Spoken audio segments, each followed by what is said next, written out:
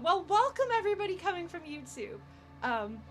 You'll see when I'm gonna have to cobble this video together on YouTube, but basically we're testing a new microphone that I got sent for free so that I could test it, and we're streaming with it instead of me doing a review, because I don't do reviews.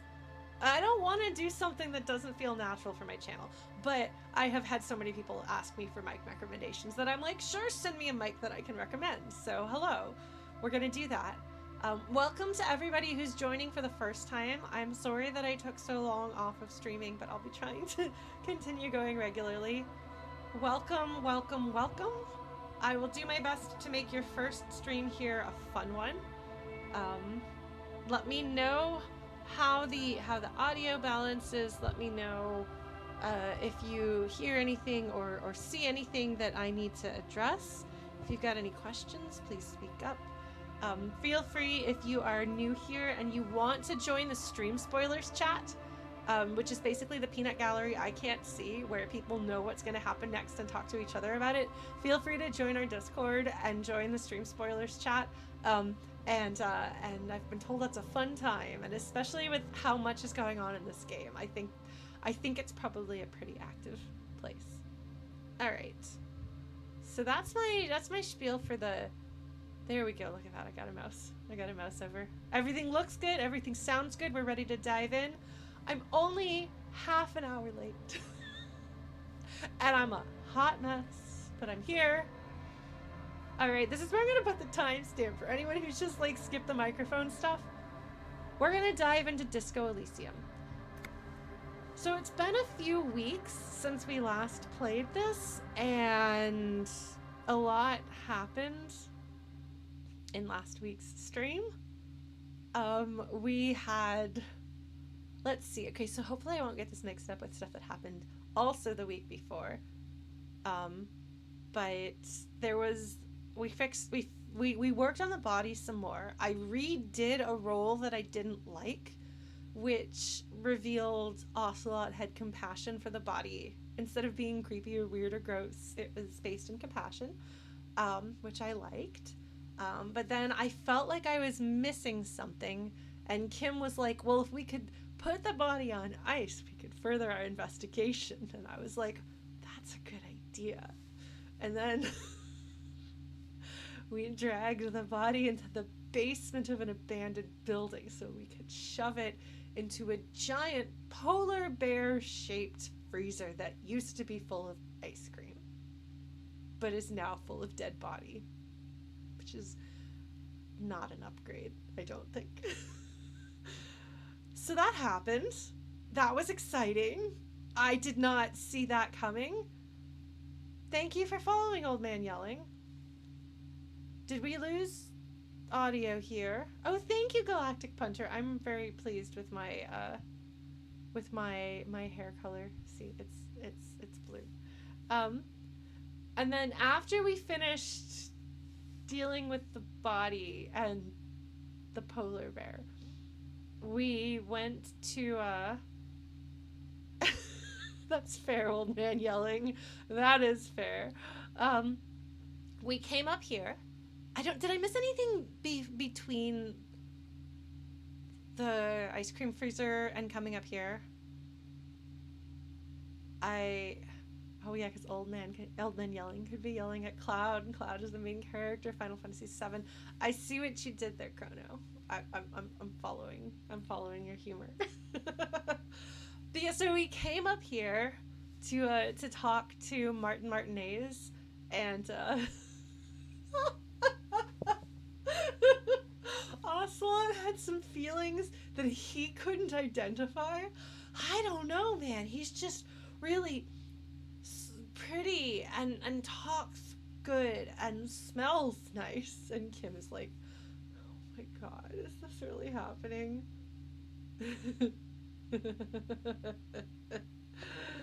And it was great. I don't even know if it's a crush, because I am, I guess, ace enough that the idea of meeting someone pretty and charismatic and not being able to talk when you barely interacted with them is kind of confusing to me. but it's clearly a common enough experience because it happens a lot in fiction that I assume that happens. Yeah, no, Kim definitely knows what it is and is amused and kind of delighted and laughing inside, but affectionately. So it's pretty cool. I think that they have folded it in a way that I don't think, like, it's like making fun of Ocelot for being clueless, but there's, at least in the interaction with Kim, who we're obviously supposed to like and be attached to, there's no like homophobia there or anything like that. So yeah, um, it's it was a nice moment and I enjoyed it. So I'm going to go ahead and actually click on this right here. Okay, our sound is working. So Martin Martinaise was extremely elusive and extremely non-committal, and I think very clearly realized what an effect he was having on Ocelot, because I suspect he is accustomed to having that effect on people, and I think he cultivates it. Um, and so it was kind of sad and embarrassing, but he refused to give Ocelot much of anything, but he did tell us that his Sunday friend is inside, and we are to go talk to the Sunday friend. So I have no idea who or what the Sunday friend is, except that Martin Martinaise is convinced that person is who I should be talking to. Now, it's interesting to me that, like, so Sunday could be some sort of a euphemism. It could be an inside joke. It could be a person he normally sees on Sunday, but it is not Sunday today. I know that. It's like, it's Tuesday. It's Tuesday. It's right there at the top of the screen. It's Tuesday. It's not actually Tuesday today. It's Thursday, but it's Tuesday in game. One of these days, one of these months, we'll make it to Thursday in game, and then it'll be Thursday on Thursday, and it'll be very exciting. But yeah, so the Sunday friend, or he could be making a play on words where, like, the Sunday friend could be somebody affiliated with some sort of a, well, if this were our real world, I would say Sunday is something that people associate with church and things like that. But this is not a real world, and it's been clearly established that the religions in this world are not, they are not the same as religions in our real world, and I don't know that they're directly comparable either. So perhaps that is not an assumption I can make, because the world building that they've done has indicated that Sunday is unlikely to be associated with religion, but we'll see. So that's probably not it. So it's possible there's wordplay, there could be rhymery, there could be an inside joke. We don't really have much information to go off of. Because I thought about it. I was like, Sunday friend is such an interesting way of saying it. They could serve ice cream, like an ice cream sundae. That's spelled with an E. But Ocelot is hearing what Martin Martinaise says instead of seeing his spelling. So, the Sunday friend. I like that. I would like to have a Sunday friend, like Sunday DAE. I would like to have my ice cream buddy. All right, interview the Sunday friend. You finally met up with the mysterious smoker on the balcony. He said the one you really want to talk to is his friend. This friend is waiting for you inside in apartment number 28. Go ahead and meet him right now. He won't be there later. It is very good of the game to tell me that he won't be there later. It is very good of the game to make it very clear that I have a limited window of opportunity for this interaction. Because the point of this game isn't to, like, punish you for not reading its mind. It's to give you what you need to get through and have an interesting experience, even if you're going in blind. So I appreciate that they do that. I think that's the right approach to take. Also, also worth noting,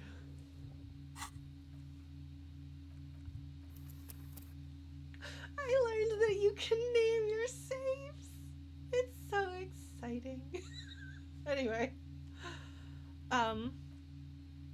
I wonder whether Sunday friend is some sort of a euphemism for a lover, if this is a society in which homosexual relationships are frowned upon, and so you can't just straight up say that.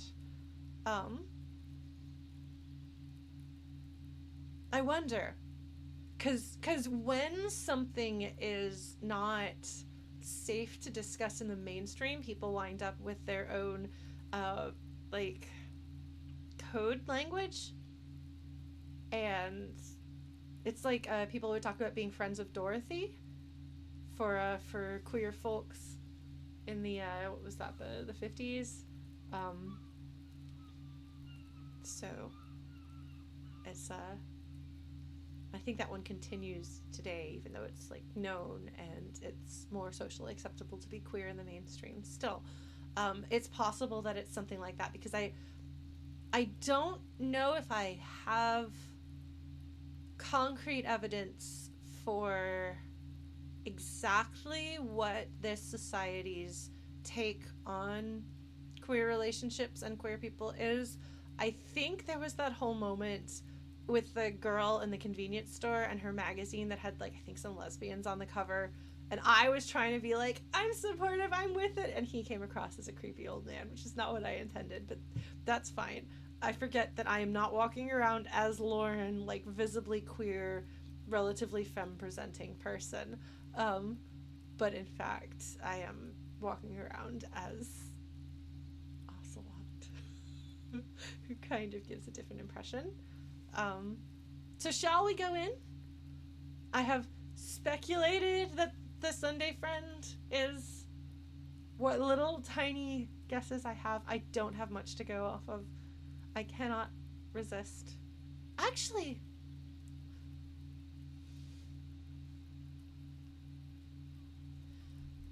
I'm going to point out something that may be completely inconsequential, but I'm going to point it out anyway. So, when we came up here in the first place, I pointed out that there is a light. There is a light above his door, and I believe that the narration also had an option to respond to the light above his door. And so part of that is clearly to make his door stand out, to make the place that is important for you to interact with visually distinctive and attention grabbing. But I also wonder if it is. Damn it. Where is my sticky note? The word for things that are also in the game. Within the context of the game world, they exist. Diegetic. Thank you, old man. I lost my sticky note.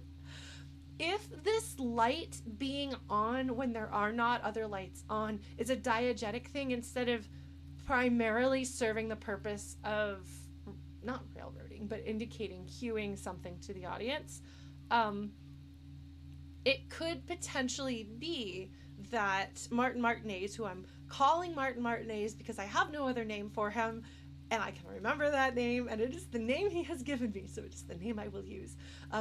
That Martin Martinaise may have a purple light above his door to indicate. Now, purple or lavender has been used as a color that's kind of a signal. So it could be that the presence of this light above his door tells people who are in the know that this is where you could find whatever he's trying to signal. This is a place that you can find queer community or safety, or whatever it is. I wonder, because purple is a very specific shade that does have some history in the real world. I don't know if it means anything, but in the spirit of being Lauren and reading into everything, I'm gonna read into the light. Because why not, right? That's what we're here for, right? We're gonna read into everything in Disco Elysium, overanalyze anything, and hopefully not get into too much trouble. All right, Sunday friend. Some part of me is afraid that the Sunday friend is going to attack me, and I might step in there and get shot, which would suck. Do I want to do anything with my inventory? No, I'm pretty sure this is pretty true to me. Visual calculus, less drama, or lower authority, more logic. Do I want logic? visual calculus. I don't know. Sending you to church immediately, like shooting you, sending you to meet your maker, so to speak. Is that the joke there, Violet Square? They're the ledger. Yes, I will block a bullet with the power of love and authority. No. 5 healing items to tank a bullet with. The thing is, I don't know if you have time to tank a bullet or if you just die immediately. We'll find out. We managed to withstand dying to chair, so perhaps we can withstand dying to bullet. Alright, I'm gonna stop stalling. I'm gonna do it. We're gonna find out what this is all about. Let me know how the audio balancing is when inevitably voices start up. Oh, okay. There's no gun. There's what looked like a perfectly normal nerdy dude. I don't know why this guy looks nerdy to me. Governmental issues take me all over Revachol, as you can see. Okay, he gives me like Otacon from Metal Gear Solid vibes. We're just having a Metal Gear Solid reunion. Ocelot and Otacon hanging out. Now we just need to assign Kim, how do you feel about being Snake? Kim? Hold on. Oh, do we have an out-of-tune harpsichord? No, that's not a harpsichord.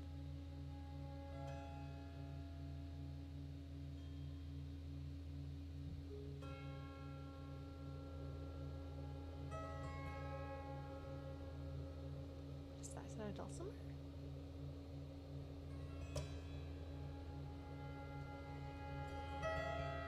The tuning is really... Sorry, I'm not even reading what he says. I'm listening to the music.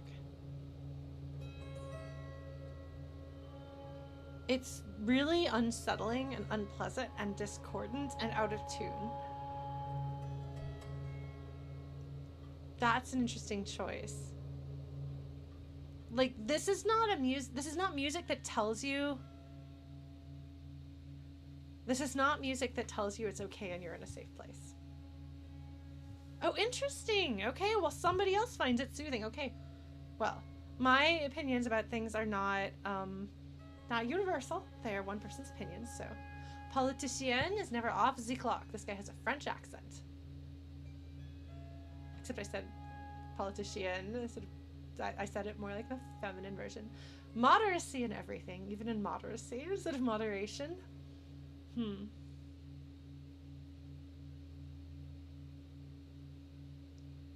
Are you... Okay, everyone needs to share the responsibility. Yeah, this is very, very clearly a very, very French accent here. I'm just going to let him cycle through and then we're going to look at things. Okay, so he's now saying the one thing that I said. Governmental issues take me all over Revachol, as you can see.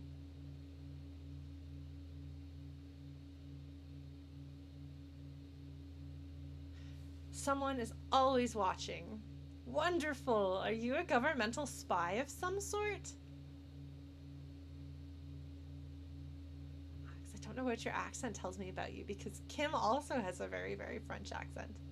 None of this is weird. I'm just trying to let him loop. Giving him a minute. Come on, buddy. The music has stopped, and if stability is ensured, progress will naturally follow. Oh! He's a moralist, isn't he? He's a moralist. How interesting. I don't know that I expected that. I expected, in a wider sense, this is actually my apartment and yours. Wait. Huh. I gotta say, I kind of expected transparency has always been our highest priority.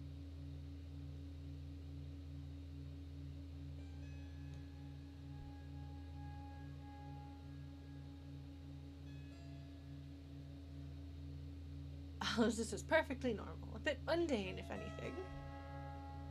So, I would have figured that Martin Martinaise was in some way countercultural. So the idea that he has a Moralintern, like, governmental pencil pusher is interesting.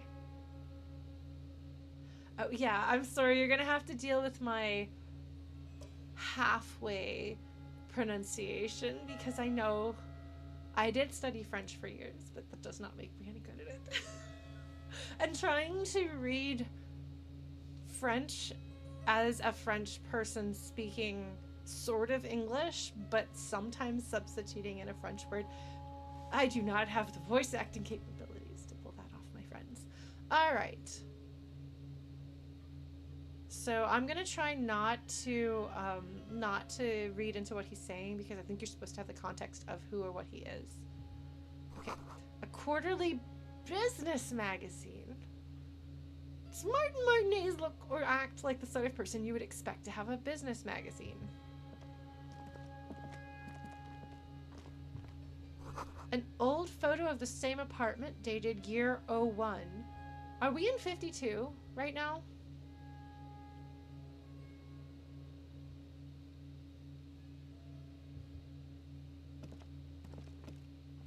An exquisite canopy bed made of metal. 51. Okay, I was close.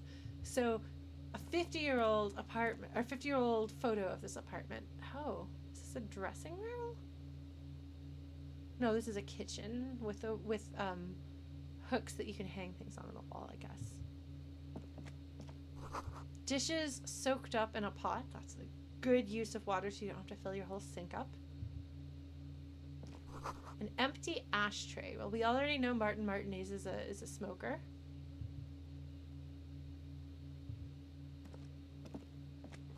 Flyers for underground parties. So is this somebody who is simultaneously part of the establishment and also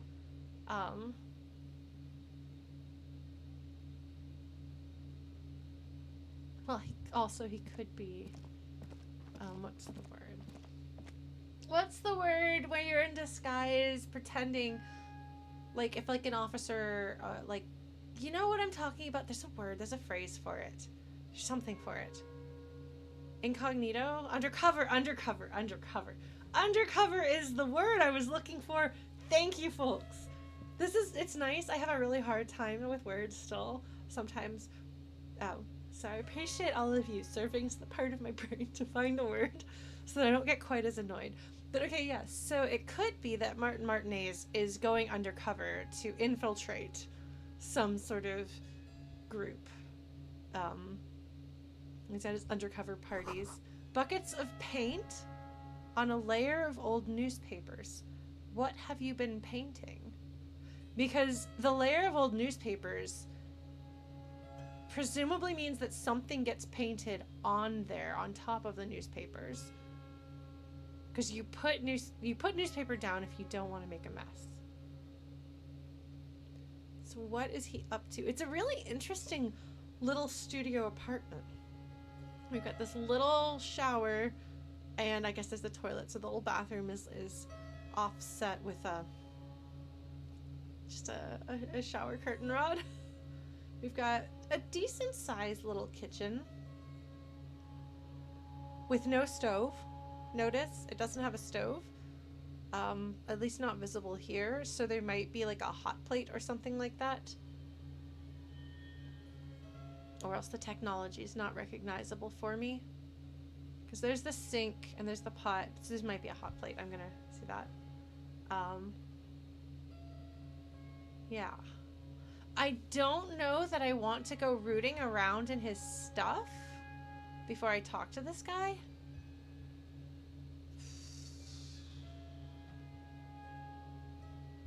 Suppose I can look at it and people don't seem to call me on that. Party Dragon's silk robe. I wanted to take it. How much of an adventure game is this? How much trouble am I gonna get? And how cool could I be? Oh, you know, I can put this on over my drama shirt and then go to a rave. I'm pretty sure that that's the thing you can do in this game. I'm just gonna straight up say, I bet I can wear the silk robe as my coat and my drama shirt as my shirt and go be sexy ocelot at a rave. I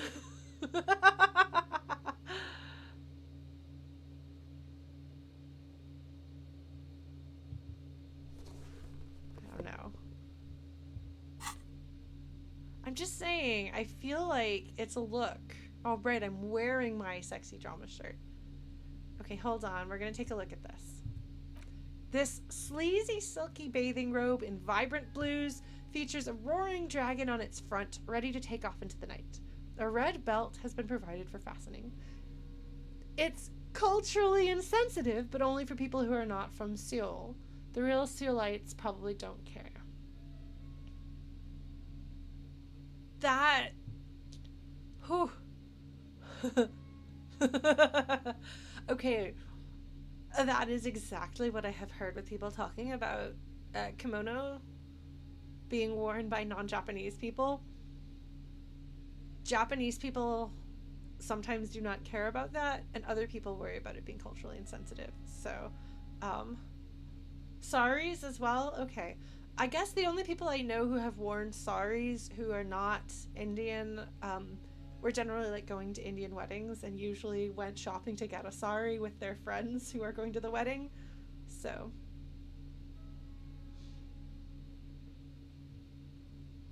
yeah. Thing with cultural appropriation is that it is a complicated thing. It's not a black and white, this is always right, and then if you do it this way, it is always wrong. Like, and not everybody will be in agreement about whether it's good or it's bad. And so generally speaking, it is best to ask and listen to what a community of people generally seem to be saying and do your best and try to be respectful. But one thing that is worth noting about the idea of cultural appropriation is that some things are part of a closed practice, and those things that are part of a closed practice are not for you to take part of. And so a lot of things that have to do with like a cultural faith tradition may be a closed practice, and so those may not be yours to play with. And so it's like it's a bigger deal to take part of somebody's sacred practice for yourself because you think it's neat than it is to take clothing that doesn't have that kind of a context because you think it's neat. So kimonos and saris are clothing, and they don't, from my understanding, don't necessarily hold that kind of cultural weight.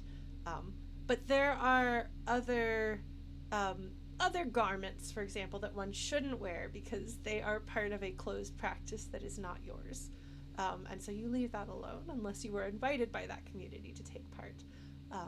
So, am I an expert on this? No, but I've done some reading and some listening and some learning, which I encourage everyone to do. Yeah. I don't remember where when I first heard about things as a closed practice, but I thought that was a very good framework for kind of understanding why sometimes it's okay and sometimes it's not okay. Yeah, so indigenous people, the like Indians, Native Americans, indigenous people, First Nations, because I've known people who prefer each of those terms. A lot of their garments have more of a sacred context, and that's why it's generally frowned upon to wear them.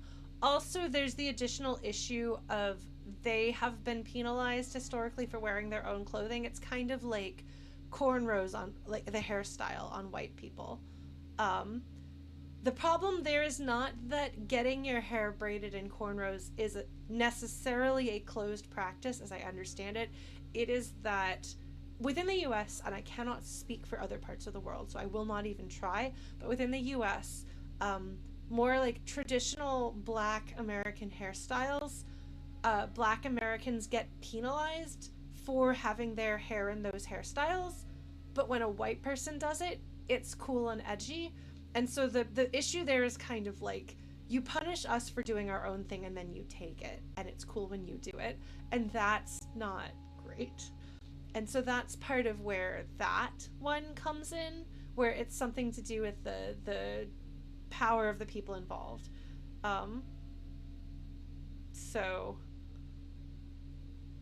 so sorry to have like this little conversation, but I guess I'm playing Disco Elysium. We talk about serious things, and the game has actually invited me to talk about cultural insensitivity and cultural appropriation. Um,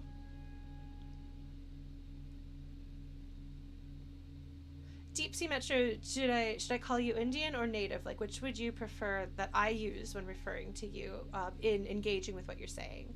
Um, just because, like I said, I've known people who use each of these terms, and I like to check an individual preference, um, because native. Okay. Yes. Yeah, so Deep Sea Metro is sharing their experience as a native person. And pointing out, which I think is worth reminding, that again, like, native people create their own historically like long running art. They have their own like styles and designs and skills and tools and creations, and those get sometimes taken by big white corporations or by white artists who then charge a lot more than the original creators of that art. And so it's really really important, if you're interested in native art and native creations, which, like, I mean, a lot of them are gorgeous, so understandable too. um, a lot of that is something that you can get without it being cultural appropriation, but do try to buy it from the original community and support those artists. That's a that, and then again, it's like a historical power dynamic problem behind that. Um, so if you want to do the right thing and be a person who puts good into the world and also gets cool stuff, that's a way to do it. Um, so yeah, um, yeah. I don't think that counts as being too off topic. The game started it. The game started it this time. Oh man. Yeah. Generally speaking, if you have the opportunity to either support a small artist or a big corporation, go small. Support artists. Especially because a lot of corporations just straight up steal. Um, anyway, yeah. It's a great game. So I took this Party Dragon Silk Robe, and I'm gonna say why I picked that up instead of agonizing over whether I should take it or not. I did kind of agonize a little tiny bit, and then I was like, no, I'm gonna take it. Part of it is because I part of it is because it's an adventure game, and I grew up playing King's Quest games and pick up everything that you can get your hands on. But also would totally just pick up Martin Martinaise's sexy bathrobe and just pick it up and be like, I don't know, it's really pretty and it smells nice, and you're like, oh my god. So it's role playing. I'm role playing.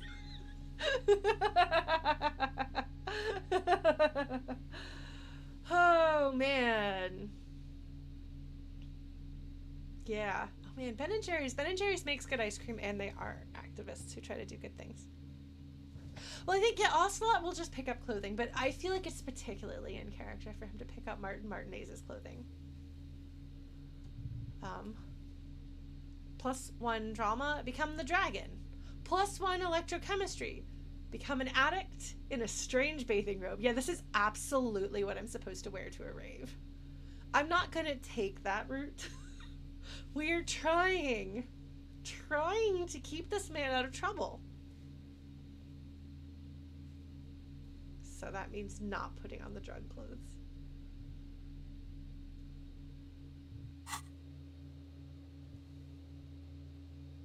So I'm curious what the Sunday friend is doing here. So it's possible that Martin Martinaise is undercover in some way, collaborating with this guy.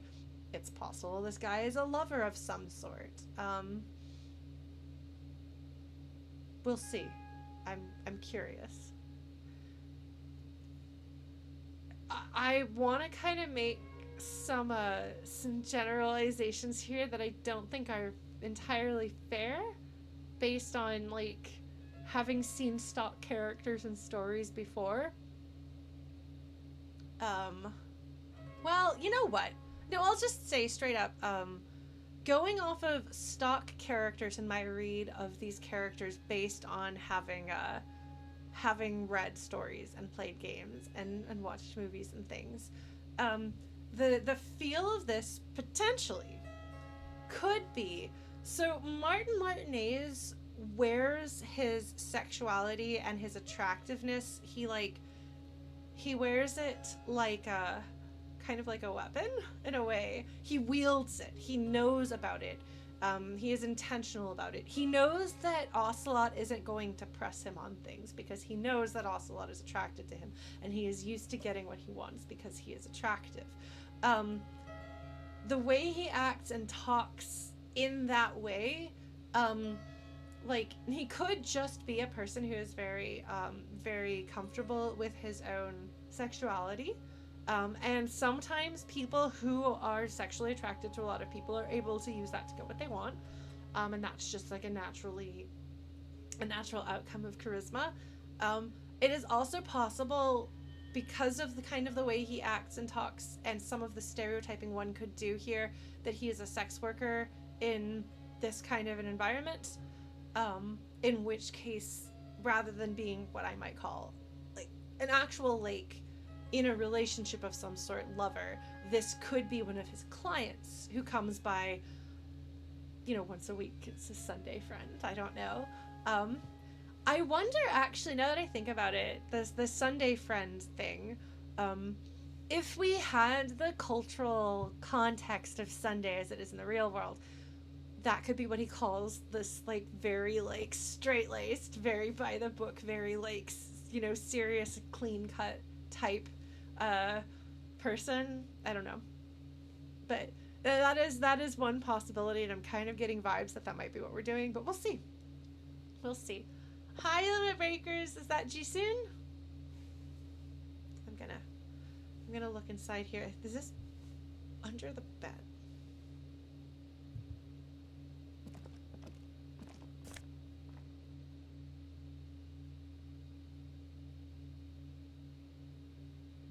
Why do you have this hat?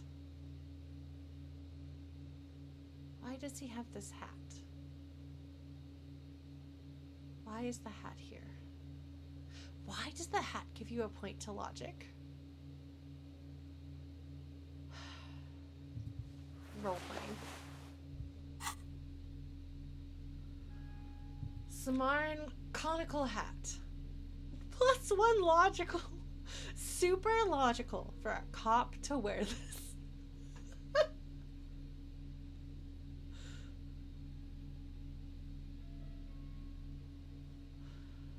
What? What? To be fair, I really appreciate that kind of dry humor. Like, that is funny to me. But also, what? -1. Suggestion. Insensitive bachelor party vibes. Again, cultural insensitivity.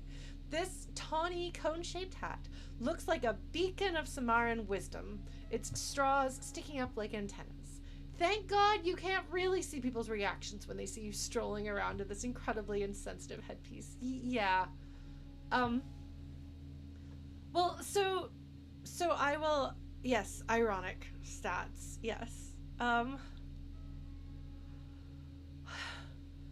So there's a difference. I will go out on a limb. I might be mistaken here, and so if somebody is from one of the cultures affected by this and wants to correct me, like, please feel free. But my understanding actually is there is a difference between this garment that is clearly reminiscent of a kimono and this hat.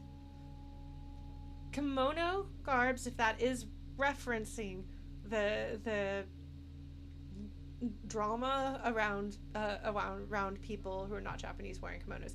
That is a garment that people wear because they think it's cool, and Japan, like, Japanese people seem to be all right with it, and tourists buy kimonos all the time, and it's this cool, pretty garment that people wear.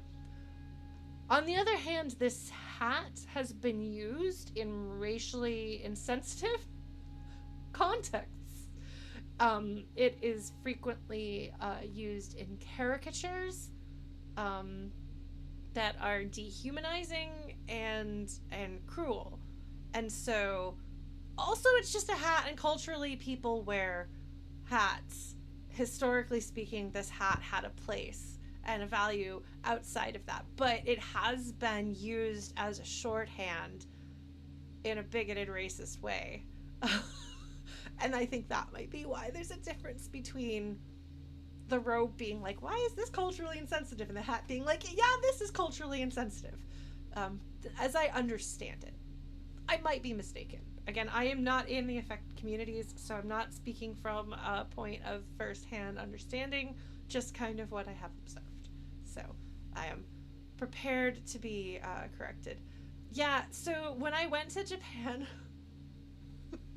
as I spent a few weeks in Japan 5 years ago today, I was in Japan. I was in Tokyo for 3 weeks, and they did think I was loud, but I was very friendly, and I tried to be polite, and they thought my very, very poor attempts to say the few words that I knew in Japanese were well intended, and they were okay with that.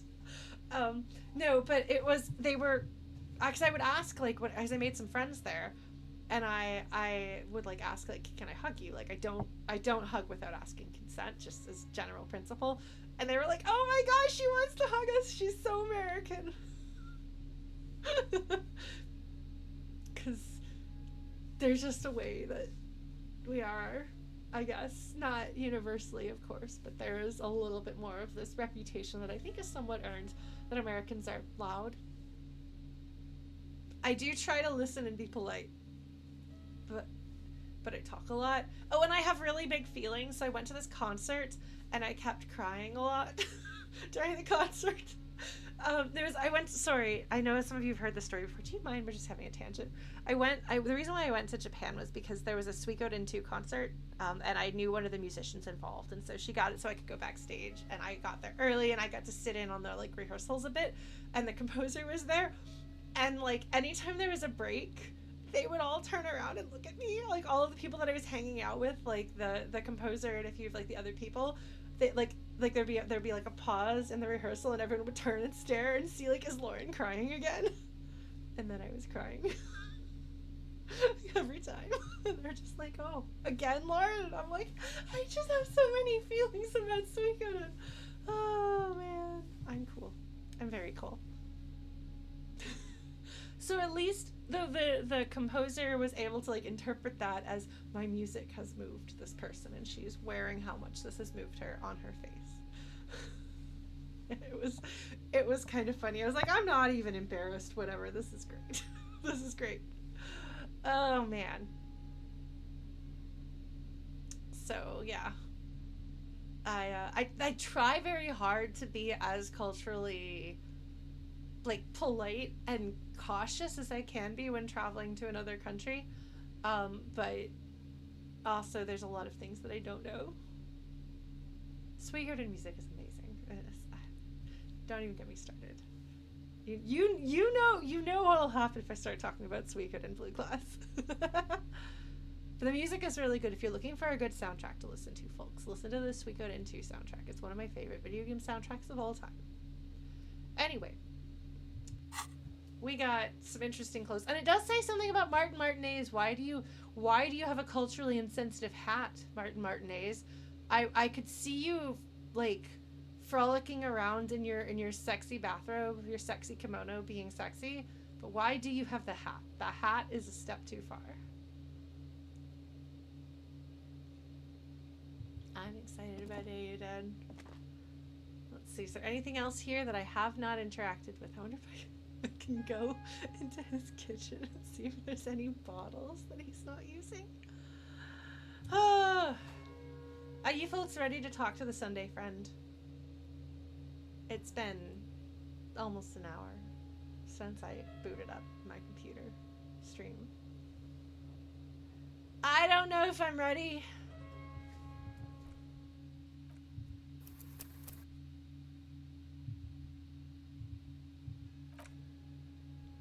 It didn't. Why do I? Oh, I forgot to change the name.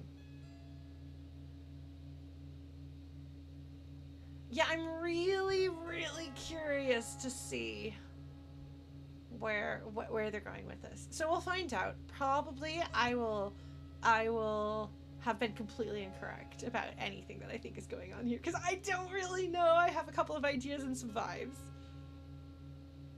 Hopefully we won't get in big trouble. Officers of the Revachol Citizens Militia. The man in business casual removes his cufflinks. That is an interesting choice. Why are you removing your cufflinks, sir? He sounds, I think, very, very formal. My name is Charles Vildrouin, and I am an official with the coalition government. Okay. I work for the Institute of Price Stability on assignment from Sur-la-Clé.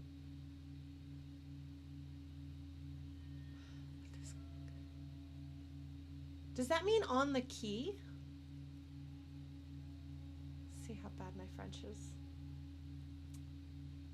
The Institute of Price Stabilité. That feels like a euphemism of some sort.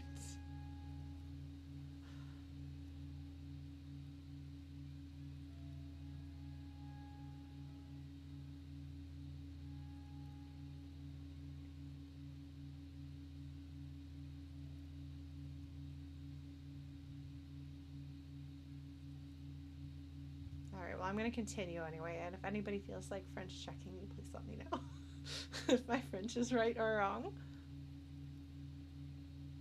I heard you talking to my friend outside. Very good. Super. I am here to assist you in any way possible. Ask me about the hanging.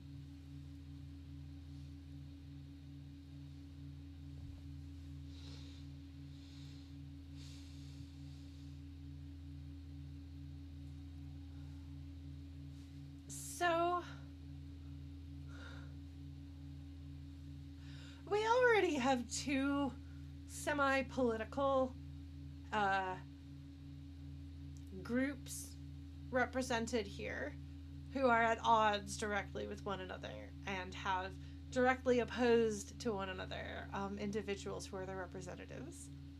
I didn't expect we would have the third political body show up. And at this point, the coalition government, I have heard enough about it to have a pretty bad taste in my mouth about them. I'm very glad that I'm not talking to him until after I've talked to Joyce rather considerably, and had talked to Kim some. So between the two of them, I have a better understanding of like what the world at large is like, and the government.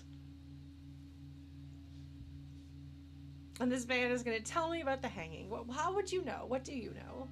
Who and what are you? I mean, we'll find out. I'll ask lots of questions. It'll be good. Unless I'm just like, fuck you and leave, which could happen. We'll see. I can swear it's Cisco Elysium. No, first ask an innocuous personal question to get the interview off on the right foot. That's what I usually say. Suggestion and I are on the same page. That's what you do. You never dive in. You never dive straight into the kill. You try to butter them up a little bit. I wonder if it actually matters. I wonder if my pattern of doing that has actually led to better results in conversations in the past. If suggestion suggests that I do that here. Or if that's actually irrelevant to most conversations, and I just do that because I can. But it suggests to do that here. Oh God, okay. Point at the bed. Before we go on, I absolutely have to inquire about this wonderful canopy, or show him the silk robe. Before we get to that, tell me where you got this beautiful silk robe from, or show him the Samaran hat. We'll get to that right after you tell me the story behind the black Samaran hat. or get down to business. Hello, Mr. I'm sorry. Let's get started. I don't like the fact that he took his cufflinks off. That's just a very odd thing to do. Like, I'm like, are you gonna, like, roll up your sleeves and beat me up? I mean, there's two of us, so that's somewhat unlikely, but maybe he's got goons hiding that I can't see. I don't know. I'm gonna try my best at the friendship, sorry. I guess the hat is supposed to be black instead of straw, and there's a disconnect there. Alright. Let's see. What am I gonna say? An innocuous personal question. To get the interview off on the right foot. These are not innocuous personal questions that will get the interview off on the right foot. Suggestion, that is a good idea. But you have provided Ocelot's brain with a bunch of terrible choices. I feel. Because I shouldn't have the robe or the hat. Those aren't mine. Why did I pick them up? It's one thing to pick them up because it's an adventure game and you're imagining the sexy man wearing the sexy kimono. Ocelot. And it's another thing entirely to go up to a person and be like, hey, I took this.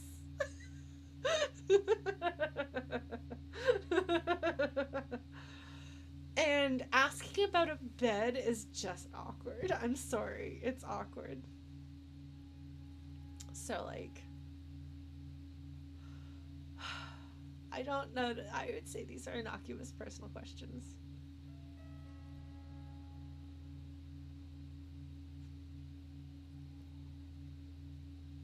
See, I just assumed that these things belong to Martin Martinaise, so this man's not going to be able to answer these questions. I should pick one.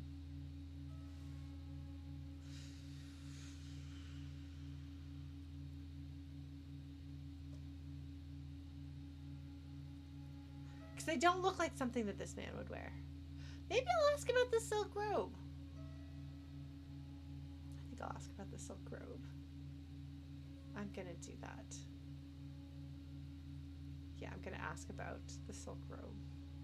Because asking about the bed just seems weird. Also, the canopy is torn. And as cool and impressive as the bed is, it's not like it's actually, like, I don't know. I'm gonna not ask about the bed. I'm gonna ask about the silk robe. I might regret this, but I'm gonna assume this is awkward, and this is Ocelot trying to make small talk. Innocuous personal questions. He's really good at that. This isn't my fault. They didn't provide me with a good one, so I'm gonna pick one of the ones they did give me, because this is where Ocelot's brain is. Role-playing. Before we get to that, tell me where you got this beautiful silk robe from. Oh, we got it from an atelier in the East Delta Commerce Center. Personally, I think it's a little culturally insensitive, but the material is great. Sadly, the shop is now out of business. Okay, the East Delta Commerce Center, is that... Okay. So here, he's one of the people that,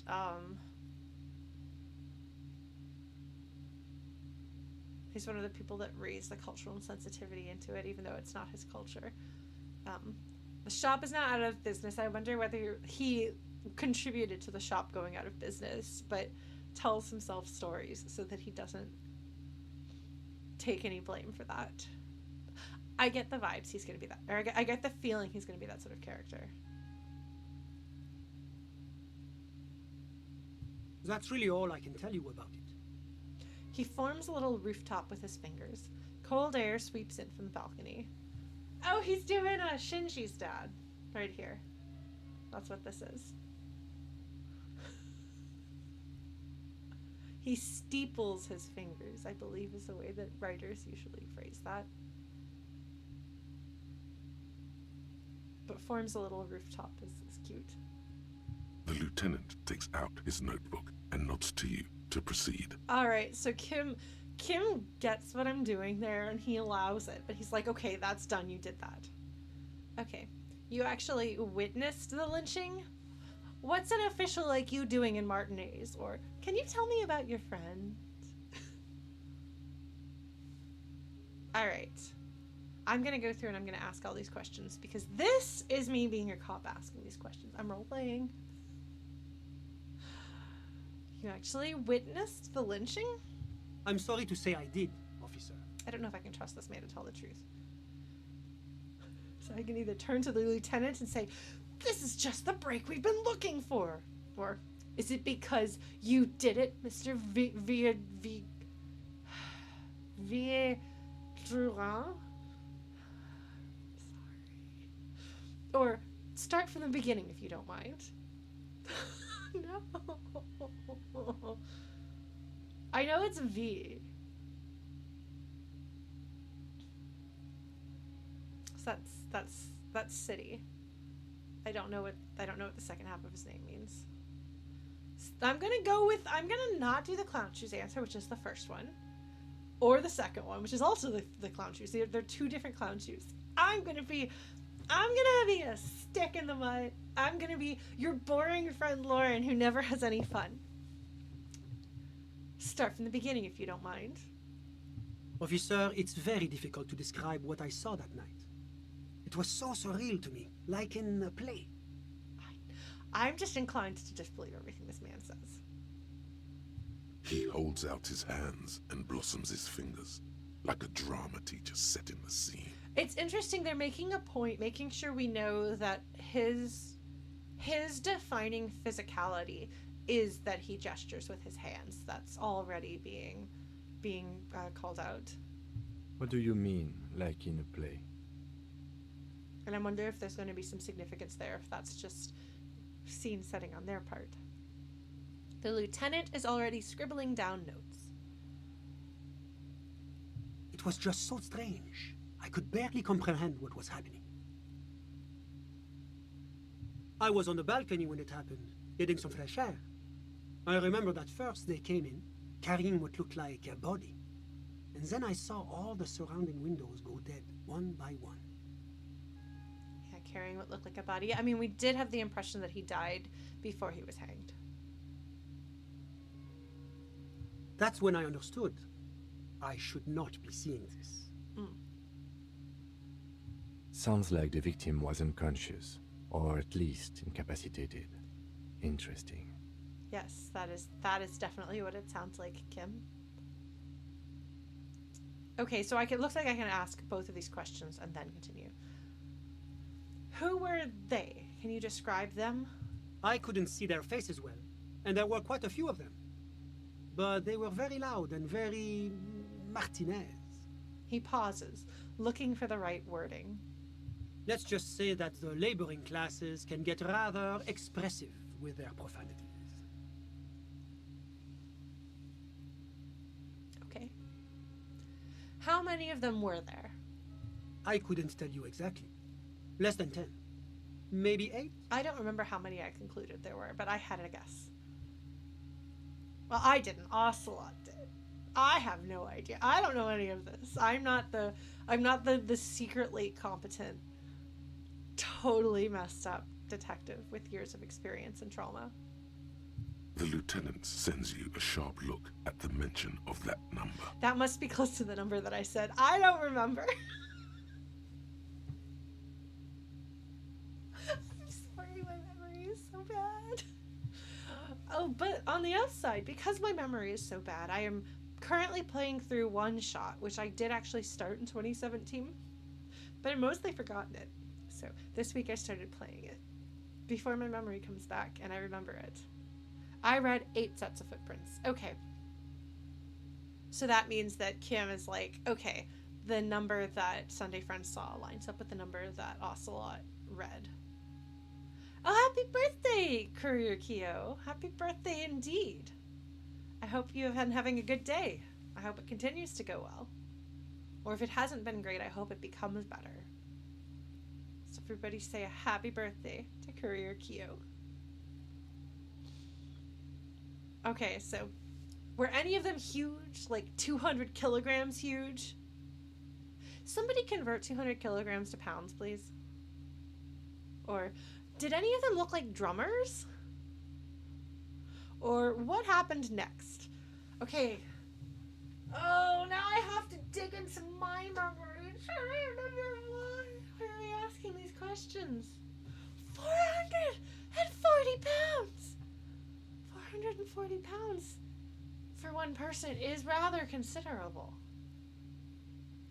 Humans are certainly capable of reaching that size, but it is uncommon, to say the least. Okay, did any of them look like drummers? Why did I think there were drummers? What was that? What was that all about?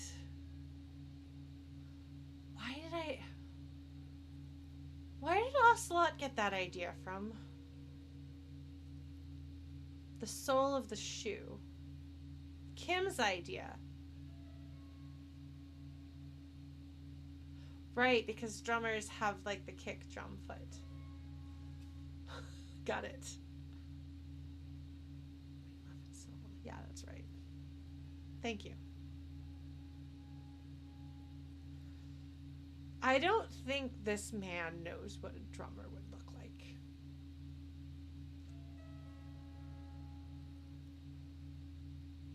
I believe Kim would know what a drummer looks like. Kim definitely seems like he's been to a concert or two in his life. But I don't think this man would know. And I feel like that is, yeah, that might be mean to Kim, or it might just be a clown shoes thing. Why did I think that one of them might be 200 kilograms? Was there a set of boots that were particularly deep? Left foot.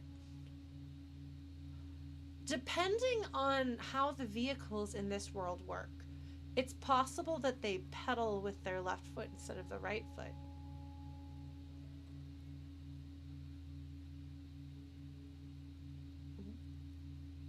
Or that could be like, it could be a truck driver of some sort, is all I'm saying.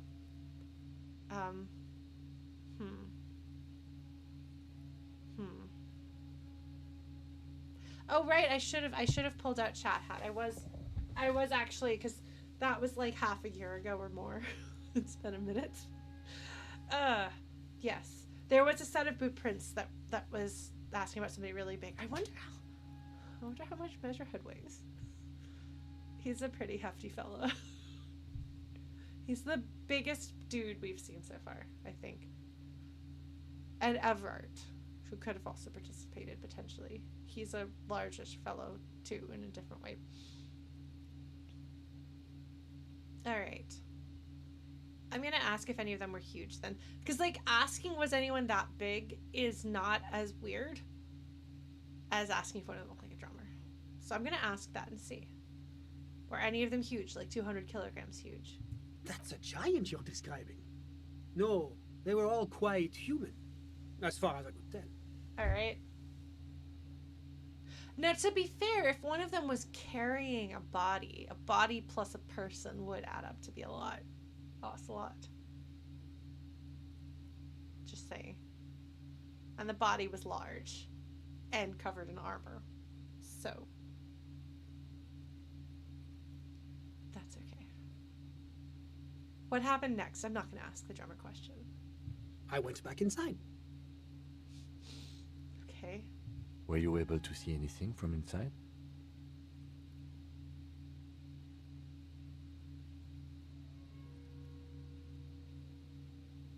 Officer, the yard was pitch black. There was nothing to see, but I could still hear their voices. They were threatening to kill that poor man. I think that the end of him saying the word "see" was cut off by the audio editing, and I wonder why. Why there would be a cut there between that sentence and that sentence. But it also could just be that his voice fell off there at the end of the sentence too. I don't know, folks. You're just gonna get these thoughts as they pop into my head. So I can ask, were they men? Women? So they're threatening to kill the poor man, which indicates that the man is not dead yet when they brought him over. All men, I presume. But again, I couldn't see very clearly. All men, you presume? Why do you presume? You heard the voices. Like, I would assume a person would say all the voices that I heard sounded male to me. But the I presume indicates to me that that he's making an assumption instead of actually recalling what happened. What ethnicity were they? Let's see if some racism happens here, either from him or from Ocelot. They're both possible, but it could be valuable information to know what this guy's guess of their background is. I believe they were mostly white, though I believe I saw 2 Aeropagites among them. And I am quite certain that one spoke with a Mesk accent. Okay. Mesk. Is that the Spain stand-in? I think. Ario. This one right here, I don't think I've heard that word before. But okay, so then they've got somebody who was Spanish sounding. Okay. I'm trying to commit this to memory. I'm not going to commit this to memory. Fortunately, Kim is here. He's writing it down. All right. What happens next? Proceed. Well, that's the strangest part, officer. Nothing happened. It was oddly quiet for a public lynching. What do you mean nothing happened? They lynched a guy. Eventually, their shouts died down, and that was all. There were no gunshots, no celebratory shouts, no anything. So I can either say, why didn't you call the RCM? Or, you're right, that does seem strange. Okay, so overanalyzing this right now, these two options, one of these is potentially setting myself up as opposition, challenging him, and one of them is going along with and agreeing with him. And I'm not sure which I would rather have at this point. Have fun, Kyo. Again, happy birthday. I hope you have a delightful rest of your day. Let's see. What do I want to do? Do I want to challenge this man? Or do I want to agree with him? Why am I the slowest person in the world? It takes me forever to answer a single question or make a single decision. It's probably good for me. My therapist would probably think it was a good thing that I'm forcing myself to make choices that actually don't have any consequence in my life. I mean, can't it be both, Chrono? All right. Eventually, their shouts died down, and that was all. No gunshots, no celebratory shouts, no anything. That sounds like a grim, methodical killing rather than an angry mob or something. I don't know. It's a training session, a decision workout, yes. Why didn't you call the RCM? Or, you're right, that does seem strange. So, actually, I do have a hard time making decisions in real life, too. I know this is shocking. Let's see. So the thing is, if during your formative years and then during other important relationships or experiences in your life, there are hidden wrong answers to seemingly innocuous questions, you learn to approach questions with great care and a lot of anxiety. Because you never know when there's a trap lurking behind them. And you never know when you're supposed to read the mind of the asker and know what the correct answer is supposed to be. Anyway.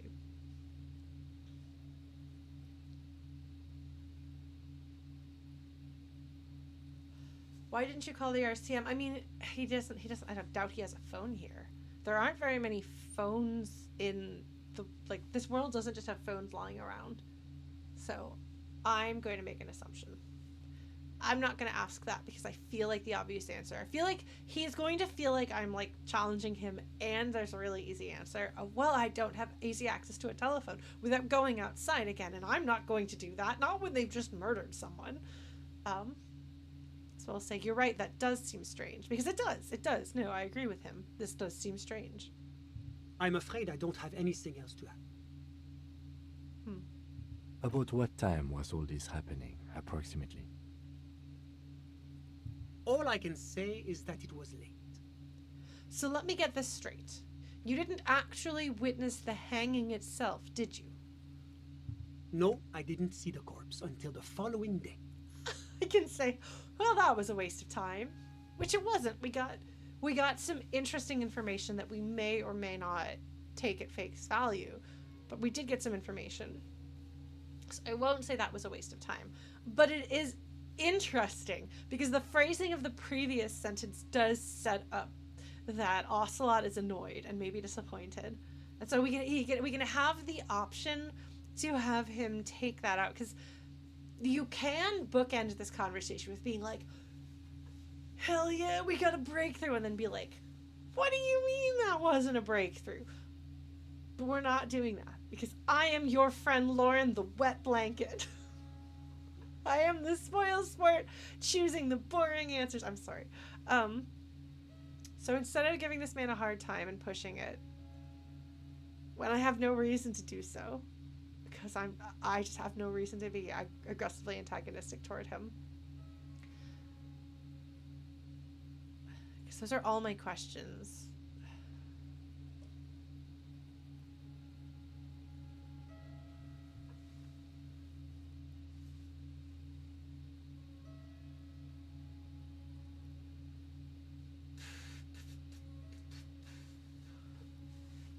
Okay, so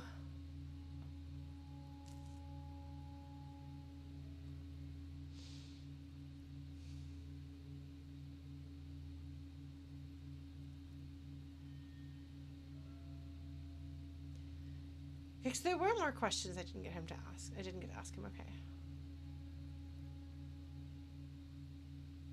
Yeah, but they aren't questions about the hanging. I could potentially try to push him to see if he has anything else to share. I get the feeling from him that challenging or pushing him isn't going to get me anywhere, because frankly, he's entirely too confident in himself. Not in an actively, aggressively arrogant sort of way, but in a very privileged way. As far as I can tell, this is a man who has never had reason to doubt himself. So why would he doubt himself if I push him? I've got nothing on him. He knows he's from the actually civilized and can take care of themselves countries, and I'm just somebody here. I'm just part of the RCM. He knows the RCM and its lack of funding and lack of professionalism, and all he has to do is take one look at us and be like, Revachol tries. It tries. Bless its heart, it tries. So yeah, this is not a man that I have anything over or any ability. I'm not gonna intimidate him. That's not gonna happen. Those are all my questions. Thanks for your time. Of course, anything I can do to assist the RCM. Oh, I got a skill point off of that. That feels like an appropriate thing to get a skill point off of. What's an official like you doing in Martinaise? I want to know. The coalition is only looking out for the price stability. Inflation is a killer, like a heart disease blocking the normal circulation of the economy. It must be controlled.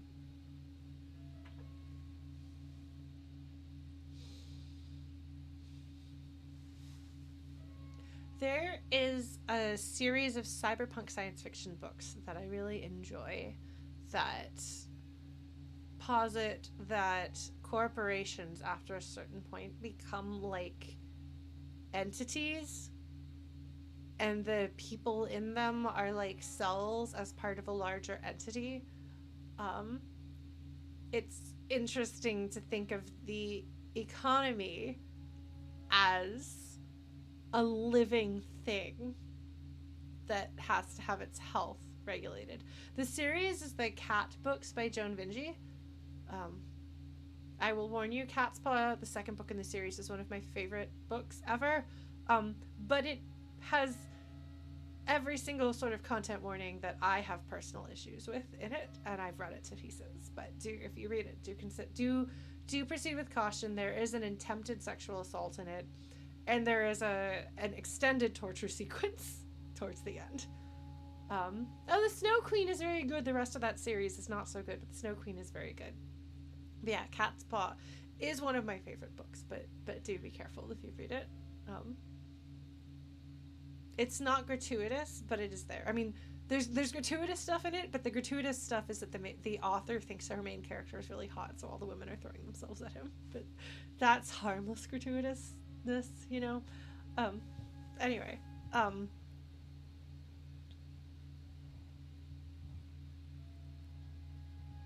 Yeah, well, if you think about it, I'm gonna go out on a limb here. We're just gonna kind of wander for a moment. You all right with that? I can see the argument that in Night in the Woods, the economy is treated like it's a fantastical thing, like almost akin to a god.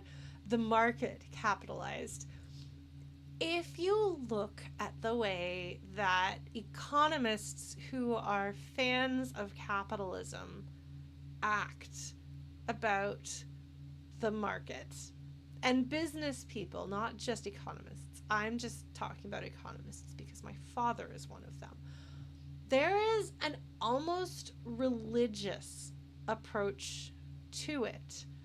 And if you look at the way Americans talk about it and about economic decisions and the market and what capitalism demands and money and the dollar, there is this religious devotion. There is this idea that it is holy to make as much money as possible. That is a sacred calling. And so, for example, when corporations make decisions that are harmful in many ways, including potentially like long-term, like the longevity of their business practice, but that makes the money in the short term, and you criticize this, people will, in all seriousness, say, well, but making that choice, they could make more profit. As though that is therefore the only choice that they could possibly make. As though that is a necessary and correct choice. You are obligated to make the choice that would make as much profit as possible. Now, when we're talking about corporations with boards, there is actually a legal requirement to make as much money for shareholders as possible.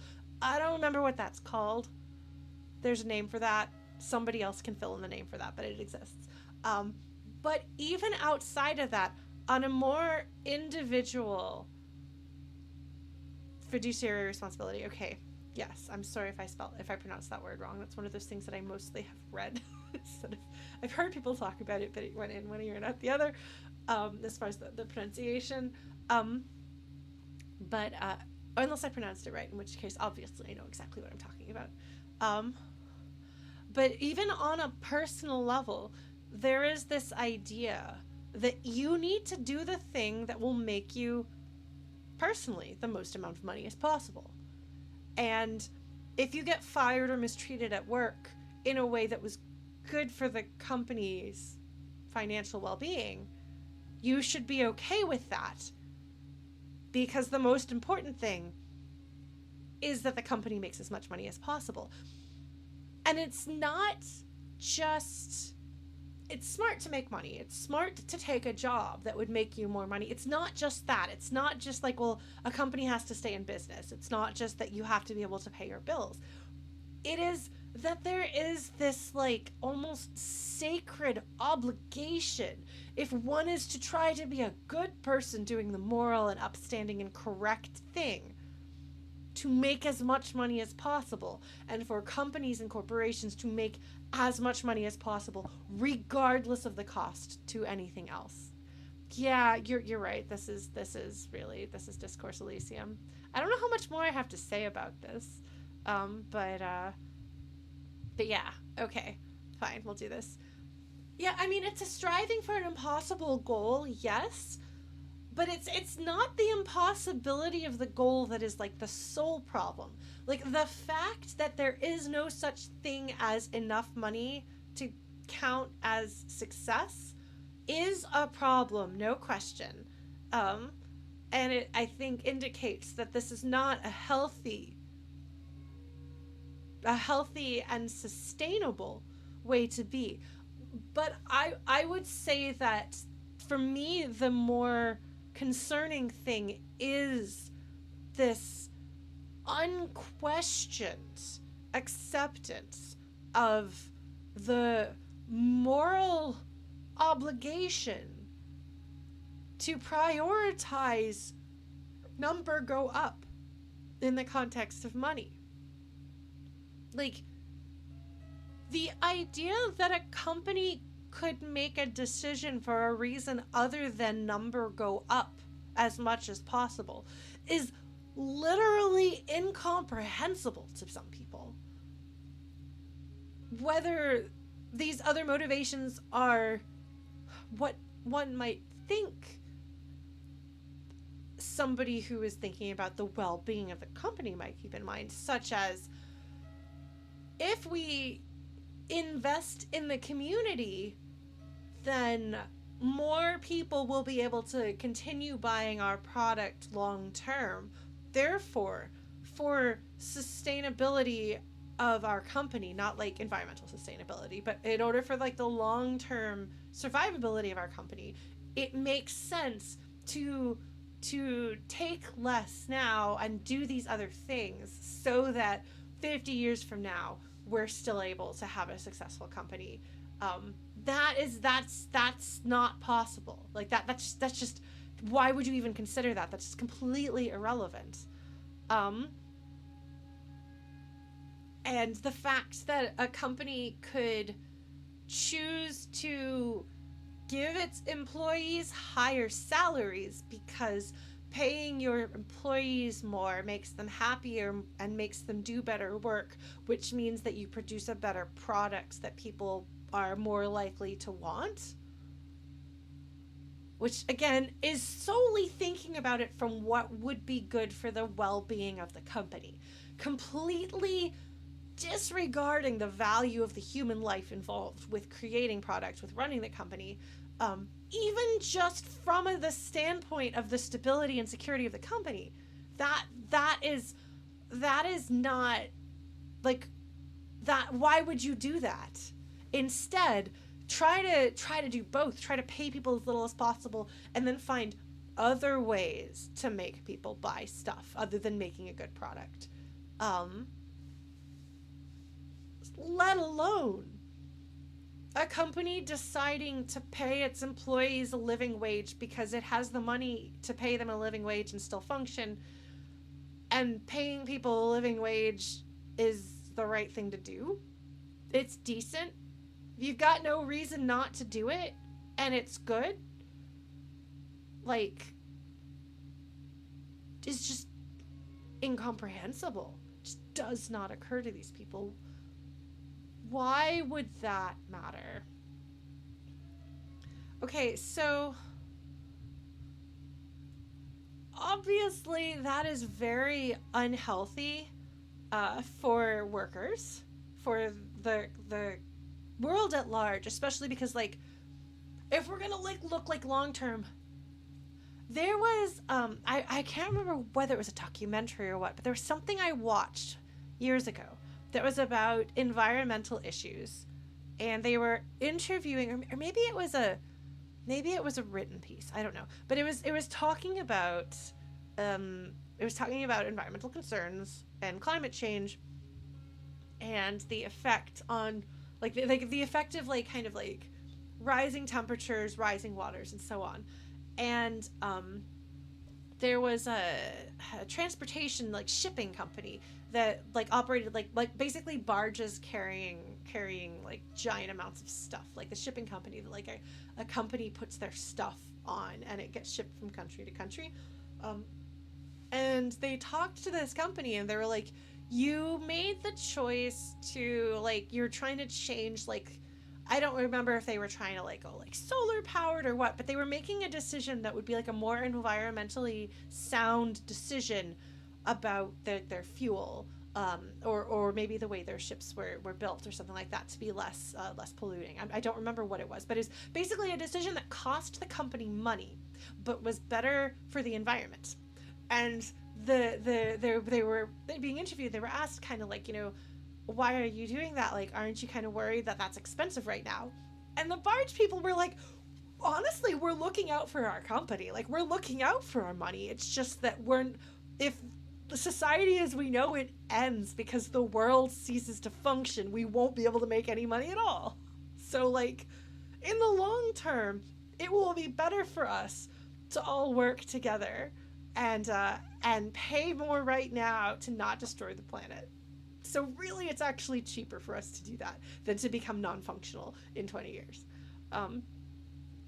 Which is a fair and correct point, I think. And something that I wish, if you can't get through to corporations for any other reason because they value money above all else. But of course, they don't think long term. It's all about how much can we make as much as possible this quarter and then jump ship. But I'm going to tell a little story that reflects why I think that this is a really, really destructive mindset that winds up stripping away the humanity of the people who really commit to it. Because when I say it's like a religious level devotion, it becomes the framework of their moral values system.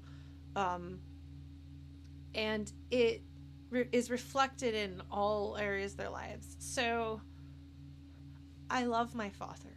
I do love my dad.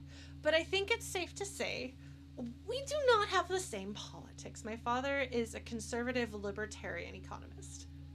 And you've heard me talk about my politics, so you know we're not in line. And so, like, sometimes this has led to uncomfortable conversations in which we talk about lives lost with things, and my dad talks about, like, the value of a human life being, like, basically the lifetime income of that. And I'm like, even if people make no money, their lives still intrinsically have value, and that's a difference, and that's a disconnect. But to kind of, like, indicate, like, a little tiny story that happened recently that I'm going to tell about how this kind of mindset can really, frankly, fuck you up, even as somebody who follows it. So my father lost his dog a couple of years ago. His dog passed away, and he took it hard. And he's been dealing, I think, with some degree of depression, which definitely makes things worse. But he's been considering whether he wants to get another dog. Or he was at one point considering whether he wanted to get another dog. And so we were talking about it. And my dad, I was like, you know, my dad loves dogs. He's always loved dogs. He's very much a dog person. And he's kind of a bit of a, like, he tends not to have a ton of friends around. So I think he probably gets lonely, and dogs are good for company. But so we're talking about whether he's going to get a dog or not. And, like, a reasonable argument in favor of not getting a dog might be, well, you know, I'm getting older and I'm not sure how comfortable I'll be walking a dog long term. I would love to get a puppy, but I don't have the energy to get a puppy, and because I'm getting older, I'm worried about the dog knocking me over. Like, okay, those are some concerns. You can work around those, but okay. No, he was talking about, like, kind of like the pros and cons of, like, dogs provide entertainment value to your life. And but on the other hand, they are inconvenient because you have to do things for the dogs that may not be exactly what you want to do, like go out for a walk on a rainy night. And he starts, like, talking about things, like, in this kind of tone. And therefore, he's not sure it's worth it to get a dog, because does the entertainment value provided by a dog outweigh the inconvenience of getting a dog? And I was like, what about happiness? What about the fact that having a dog makes you happy? Just not a factor. Just did not even consider it. Yeah, no, it was literally market language. He was talking about it as though he was weighing, like, a financial decision that a corporation would make, instead of a human being trying to decide whether to get a companion animal to brighten his days. Now, fortunately for me, my dad got a dog, and talking to him on the phone, it was like immediately after he got the dog, like you could hear it in his voice as he starts talking about how she jumps and it's funny and it's so cute. She likes to take his boots and snuggle with them because they make her think of him, and she's just this really sweet, friendly dog, and then it's like transformed him. It's kind of given him a little bit of his humanity back, which I'm really happy for. But I was just like, because no, entertainment value is not another term for happiness.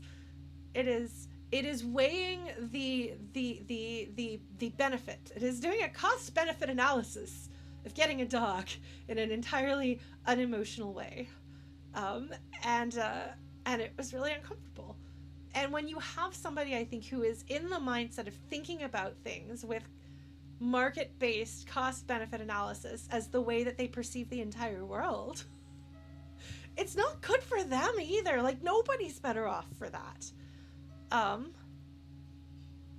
Jando, I think you're willfully misunderstanding what I'm saying, and I'm not sure why.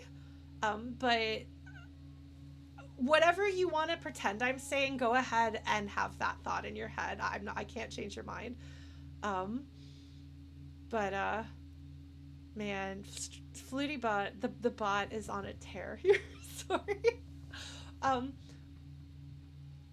That's okay. Yeah, no, like, if you don't understand what I'm saying, that's fine. I guess just please take my word for it that I am saying a thing that makes sense. And that was very, it was a very jarring thing for somebody to say, because that's not the sort of thing. You don't usually weigh the value of people in your lives. You may ask, what do I get out of this, and is it worth it? Like, if you're like, this is a really difficult relationship, do I get enough? Like, does this relationship give me enough to be worth what I have to put into it? And so I'm not saying that there's no such thing as a cost benefit type analysis for emotional things like that, but that wasn't what this was. This was very much.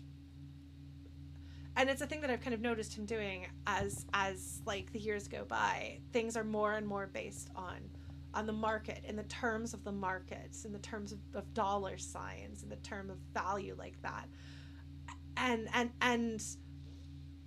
like, if you're like, at one point I was considering taking a new job, and I felt as though I was obligated to consider like the monetary side of that job.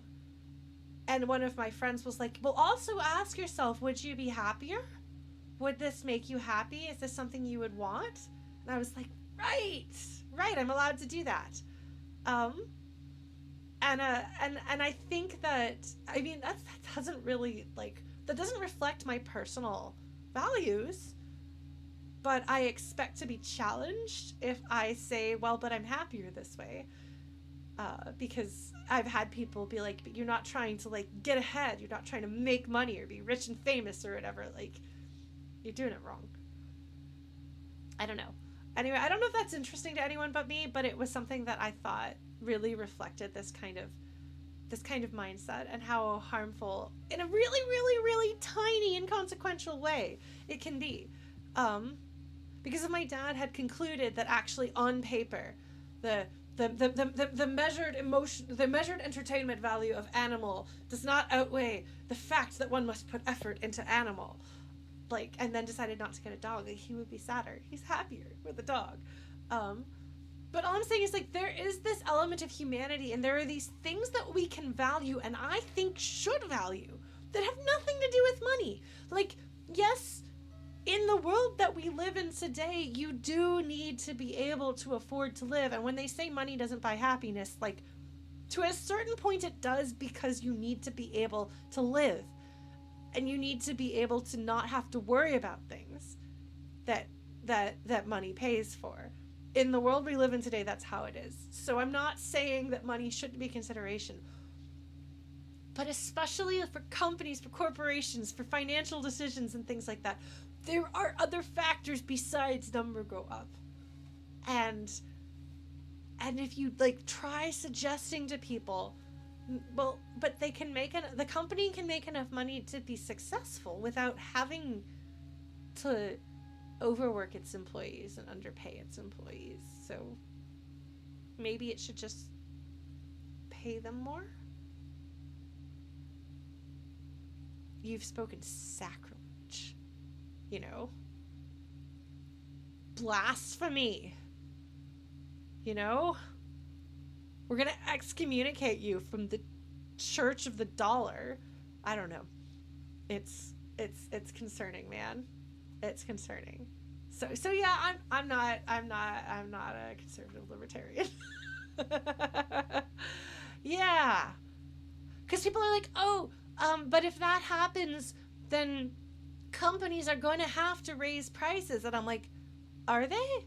Do they have to raise prices as much as the market will bear? Or could they just not? As long as they're able to continue to pay their bills and be a sustainable company. Do they really need to charge as much as absolutely possible? And pay as little as possible? No, they don't. Anyway, they're incentivized to, yes, absolutely. But what I'm saying, okay, Resolution Blaze has redeemed to stretch. So I suppose we should put your arms over your head. Sorry, I'm ranting. Put your arms over your head, stretch to one side, stretch straight up. Stretch to the other side. Oh man, that one's hard. But yeah, like, I'm not saying that they don't have reasons to make the decisions that they do, because obviously they do have reasons because they make those decisions. But those are not the only decisions that they could make. Those are not the only viable options. They are just the options that make sense under a certain, what's the word I'm looking for? The parameters. What is it? There's a word for it.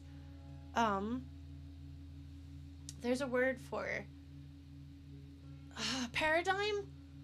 Is that the word I'm looking for? Paradigm. Within a certain paradigm, a way of thinking and being and believing, a mindset. Is this correct? Am I using vocabulary correctly? Because I'm not sure. According to that, this is the best option, but that doesn't mean it's the only option, and that doesn't mean that paradigm, if that's the right word, is the correct one either. Frame, okay, maybe so. You know, so just a thing to think about, a thing that I think about, a thing that I lose sleep about. Whatever. I feel like Disco Elysium, the writers of Disco Elysium would be like, yes, Lauren, you've rambled for 15 minutes about the dangers of capitalism. Good job. So, it's relatively on track, right? Right? Anyway. Shall we, oh, I guess I unplugged that. Did I unplug that? I guess I did. Shall we get back to the game? Let's get back to the game.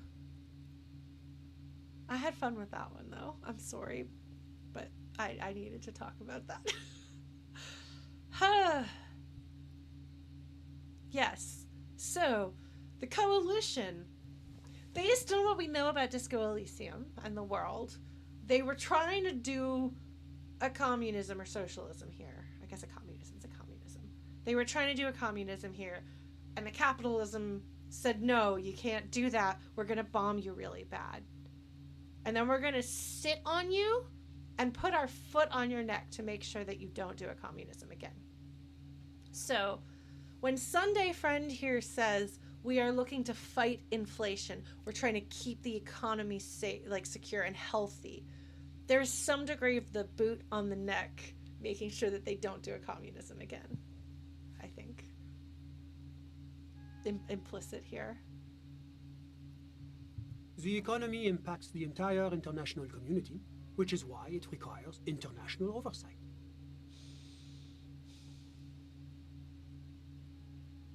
Well, and I'm not necessarily saying that they're putting a boot on the communists. They're putting a boot on Martinaise to make a point, to say no communists come up and do this. Like, no. We're not allowing this area to recover to be an example.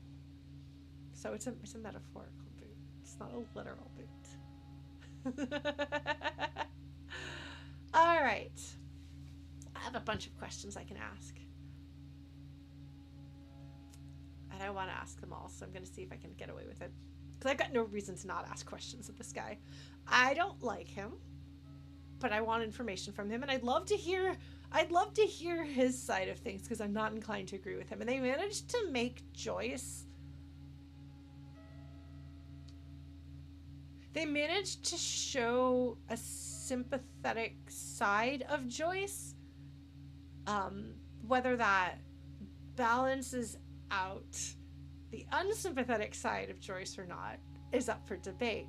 But they did manage to round her out as a character, you know? Maybe they'll do that with the Sunday Friend. I don't think they will.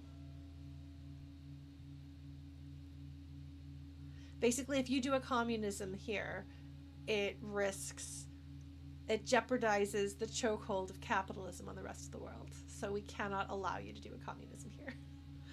It's kind of, I think, this here. All right. Okay, but what are you doing here in this apartment? Let's see if this, I hope this doesn't derail the rest of this world building talk, but...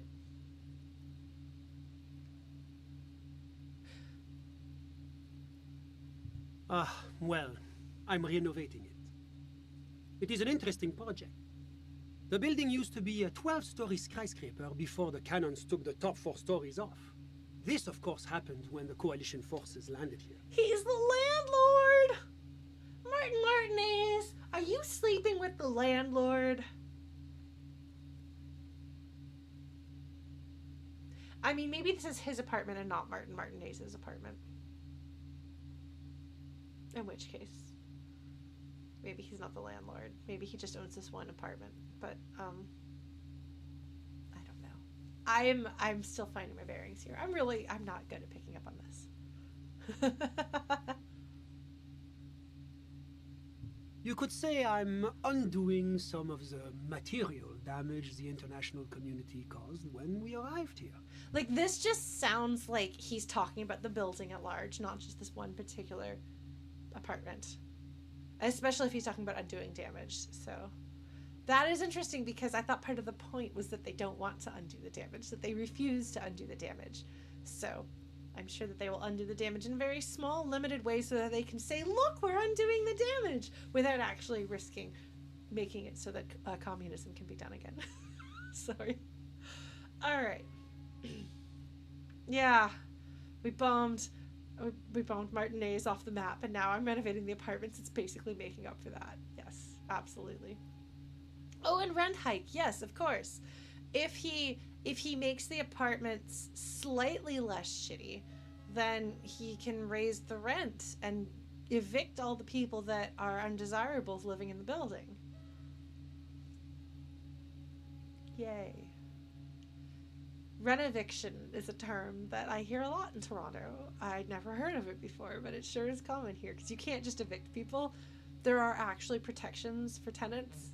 They're not foolproof, but they do exist. And so landlords try to find all the ways they can to evict tenants, because there's some degree of rent control. So if they can evict the tenant, then they can charge a market rate for their apartment instead of whatever the tenant's rent-controlled rent is. I guess just controlled rent. I guess I don't need to say rent-controlled rent. That's redundant. So you're some kind of bureaucrat? Yes, as I said before, I am a commissioner from Sur-la-Clé working for the Institute of Price Stabilité. This is one of the main projects of the Moralintern. I feel like saying we fight inflation is the euphemistic way of describing what they do. And I sometimes have a hard time wrapping my head around economics, but we'll see if I'm able to comprehend what exactly is going on there and then articulate it. I'm going to check something, actually. I'm gonna translate that.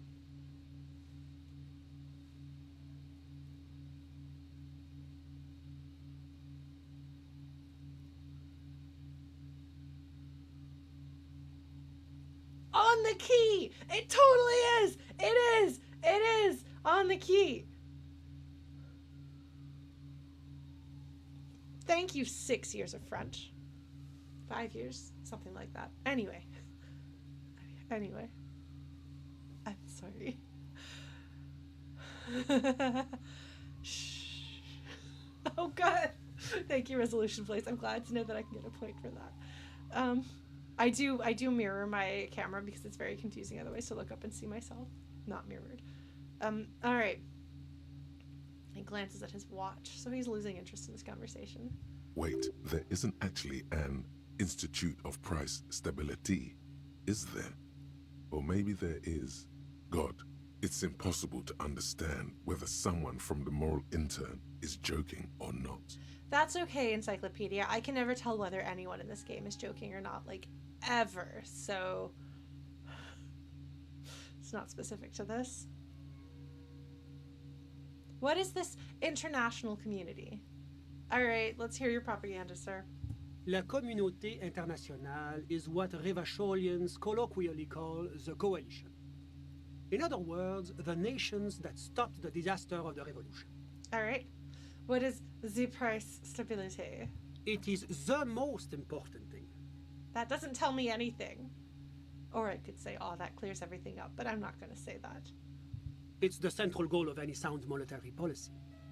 Maintaining the price stability is essential to maintaining high levels of economic activity, which is essential for maintaining high levels of employment. Something about this doesn't feel quite right.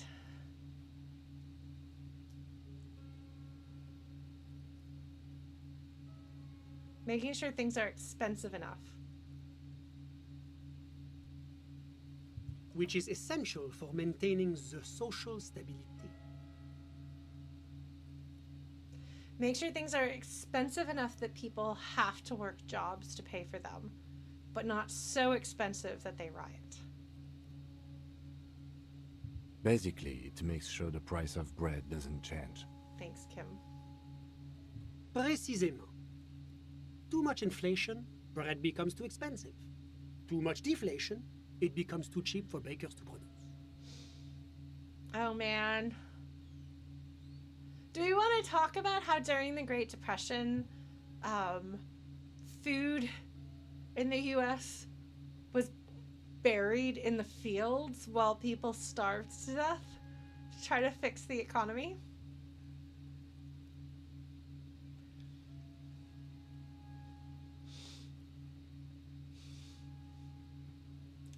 I know, serious thing, but it was particularly egregious at the time. It was really, really big and blatant, both due to how much they did it and how great the need was.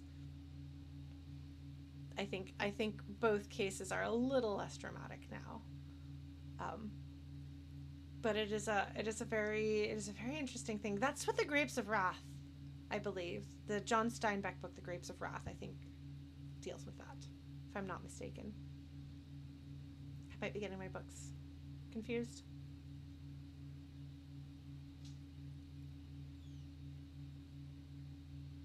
If we just bury enough bread, people will stop starving and the market will feed us. Well, some people have to starve to death in order for the market to regulate and come to the point where it can be self-sustaining and everything's fine. And then the market will work fine. It'll be a well-oiled machine. It's predictable, absolutely. It's not like it has this cycle that we don't seem to be able to control or predict. Thank you, Millie. Yeah, I feel like I remember that passage about that being particularly strong, but it's been a while since I've read any Steinbeck. He is a very vivid writer in general. I remember hearing about that serious thing, and also they would dump bleach, if I remember correctly, within the past few years. Like they would dump bleach on the food that got thrown away to make sure that nobody could eat it. So that's cool.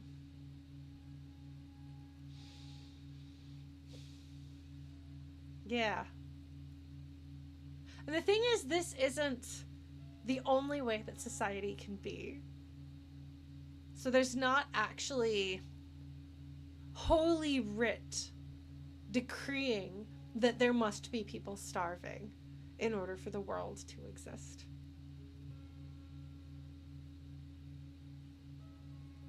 I may not be a communist, folks, but I am not a capitalist. I hope that is clear. Yeah, we could just give everyone food. Also,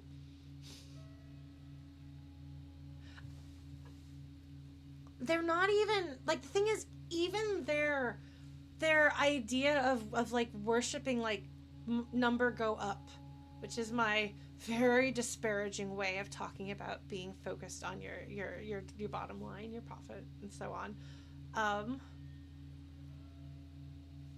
In addition to that, making it even worse is the fact that they also have these like illogical biases that kind of contradict that, but that go nastily hand in hand with it anyway. Like, take for example, like, do you know what the most cost-effective way of addressing homelessness, the unhoused, is? It's giving people homes. It costs less money to give people homes than it does to not give people homes. It has been proven to work. It is unquestionably the truth. If your interest is in making the most financially sound decision, the most financially sound decision is to give unhoused people homes. Obviously, there's complications in which there are unhoused people who do not have homes because of reasons beyond just there are not homes for them, but by and large, that is something to do. And so if it were solely a worship of number go up, a cold, calculated, rational number go up, there's a clear decision to make there. And yet that is not the decision that is made. And some of it, yes, is that the housing market makes money. But they would make money off of people getting houses too, or getting homes. It's got to do with not just the profits. There's also an idea that the child needs to be in Omelas. There's an idea. There is actually this still puritanical belief that people need to be, like, punished into doing better, even though it doesn't work. So, anyway, there's a bunch of pieces of things that I'm complaining about here. But Jando, they don't even need to build more houses. They have houses. Like, they've done this. That's the thing. This isn't a hypothetical. They have literally done experiments in some places in which they gave homes to the unhoused, and they spent less money. Like, it's not a thought experiment at this point. It's actually been put into practice, and that is what has happened. They saved money. Less money was spent doing that. And they still won't do it because we need to be able to punish people. So, yeah. It's really, it's fucked up. It's really fucked up. So, anyway. There is enough in the world that things could be better. And it is absolutely infuriating that so many of the problems in the world are of our own making as humanity. They are within our control as humanity. And for some reason we're making things worse when we don't need to. I don't like it. I think it shouldn't be like that. I think things should be better. controversial opinion. The world should be kinder and less evil. That's why the Institute of Price Stability works to keep inflation just below 2%. Below 2% of what? I'm gonna keep following where this will take me, and I want to see what happens. But not too far below. No. Too below is also bad. Below, but close to 2%. Yeah, he like completely ignored me. I saw my question and then I saw his response and I'm like, wait, but didn't I? And I went back and like read what I had just said because I'm like, that's not related. But fortunately, Ocelot is on top of this and says, you're not answering my questions at all. The coalition believes in the importance of informing the public about the benefits of the price stability. Transparency is one of our principles. Would you like an informational pamphlet?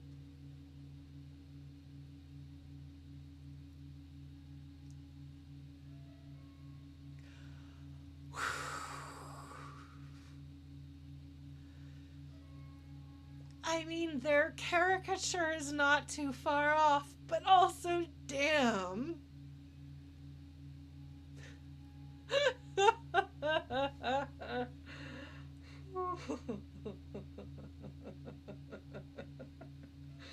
Oh, man.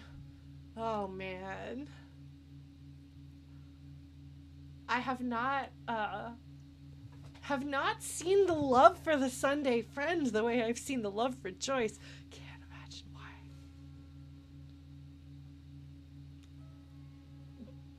Joyce, as appalling as some of both her actions and her politics are, her humanity remains.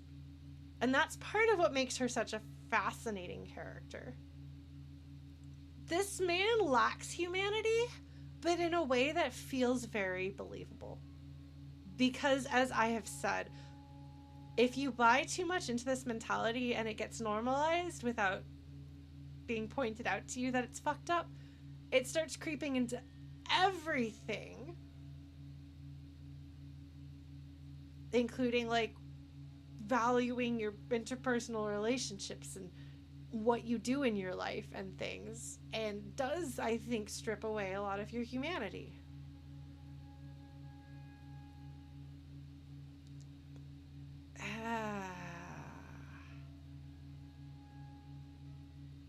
Who here's read Momo? Have I yet talked about Momo? I don't remember. My friend who studied German and she corrected my pronunciation of the author's last name, but Michael Ende, the author of The Neverending Story. Germans, I'm sorry. My German accent may be less bad than my French accent. When I have a word that I know how it's supposed to sound, I might be better able to execute it, but that does not mean it is good, and I don't know how a lot of these things are said. Has anyone read Momo? I talk about Momo because it is... If you have concerns about capitalism and what it is doing, go back and read Momo. It is a children's book about people's time being taken away from them by men in suits. And the joy in life being taken away because you are meant to trade your time for money. That is the newly introduced ideal. I talked about it while playing other games. It's relevant. It's good. It's heavy-handed. It's actually decades old, but even more relevant, I think, perhaps, than it was when it first came out. Anyway, yeah, sure, let's take this leaflet. Why not? I'd love to see what they have to say. Maybe it'll be useful. Why would I ever turn down an inventory item in an adventure game? Animal Farm is also heavy-handed. I did tell you guys that my mom read me Animal Farm as a bedtime story because it had talking animals in it, right?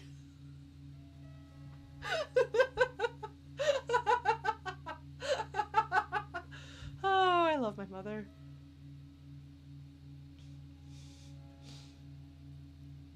Oh, the actors strike one. Yeah, I heard that they were talking through the terms, I think last I heard. Anyway, as I've said before, and I'll say again, the rise of the labor movement in the U.S. is one of the things that gives me hope. We gotta find hope where we can, man. It's essential. There are some beautiful poems. There's a Langston Hughes poem about hope. I used to have it memorized, but alas, my memory is broken. Damn it, that apparently took my Langston Hughes. Well, anyway, it's beautiful, and he's one of my favorite poets, so you should read some of him if you haven't. If you're not American and so you haven't encountered Langston Hughes poetry, may I recommend Langston Hughes poetry. And even if you are and you have read some, you should read more. Anyway. Sure, give me a leaflet. A sound monetary policy is essential for addressing uncertainty. Stability is the raison d'être of the Moralintern. It's the reason why I identify as a moralist. I hate trying to pronounce this word. Être. I can just imagine all of the French speakers just collectively wincing, being like, what crime against our language has just been wrought? I love how he says all of this shit, and he is saying nothing. None of these words mean anything. Oh no, Chrono. Oh no. But oh, I don't have my leaflets on me today. That's too bad. You can always call our information line. Making information available is part of the Moralintern's commitment to transparency. Maybe I should have asked him why he didn't call the RCM.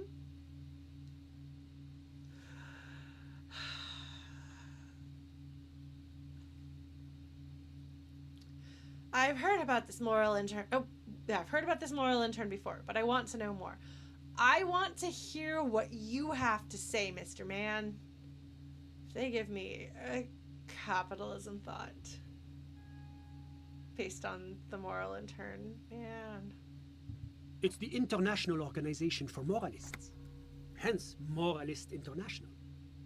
The Institute of Price Stability is just one of its many mind babies, as is the coalition. Mind babies, huh? So I can turn to Kim.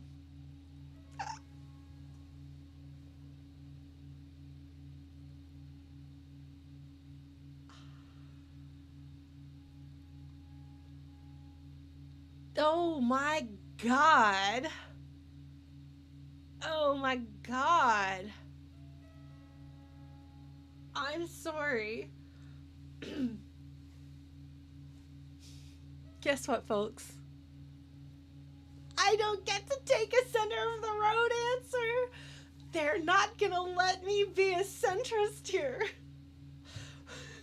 My options are...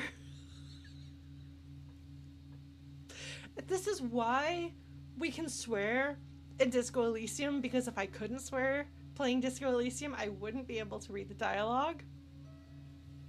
You can turn to Kim and say, so when I said I was a thrall to foreign interests, what I should have said is that I'm a Moralintern bitch.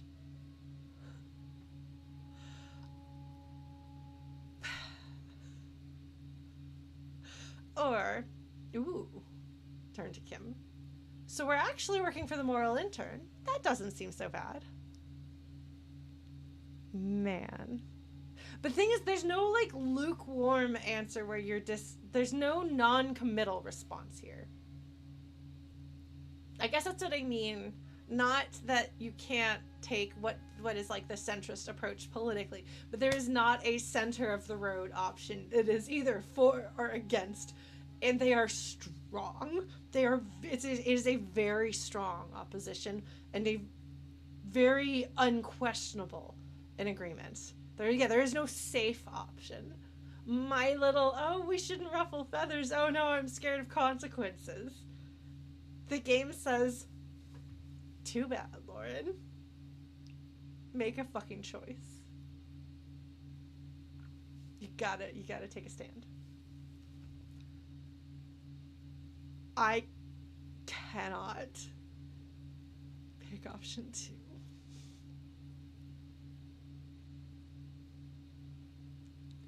I cannot stomach it. So I'm going to pick one of the strongest worded, most strongly worded. There we go. That's grammatically correct. One of the most strongly worded responses I think I have picked in this entire fucking game.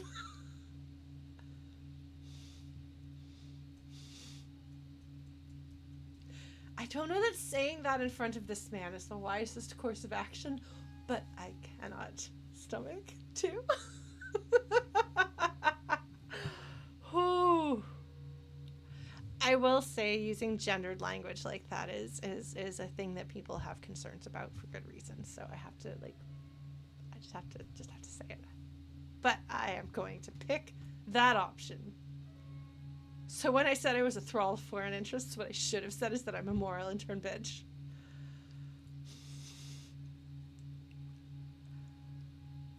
So people say that swearing or using taboo language is a weak choice. It means you have a poor vocabulary. It means that you don't know how to express yourself well. Answer 1 is fucking powerful. Like, the writing of it is forceful and effective. It is like a slap to the face. The people who wrote this game have many points in rhetoric. I appreciate that about them. Like, I would never in a million years have phrased anything like this myself. But it makes me a little uncomfortable because I am not a fan of using gendered language in this way. But damn, does it make a point. Doing one's job doesn't automatically make one anyone's bitch. Besides, there are more nefarious powers to work for than the Moralintern. Kim is not thrilled with that. But he's also taking it levelly. All right. So I turn back to the Sunday friend. Are you a moralist? But of course. But why? Or I can say, am I a moralist? I'm going to say, but why? Because moralists believe in a normal, stable world governed by democratic values.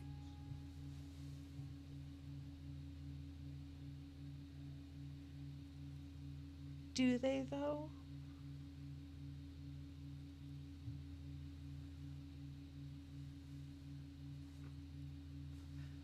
I like these answers. I can either turn to Kim and say, Lieutenant, are you a moralist? Or, but what is a normal, stable world? Or, Martinaise doesn't seem very normal or stable to me. Let's point out their hypocrisy, shall we?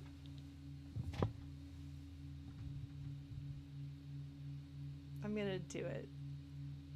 Martinaise? No. Martinaise is something else.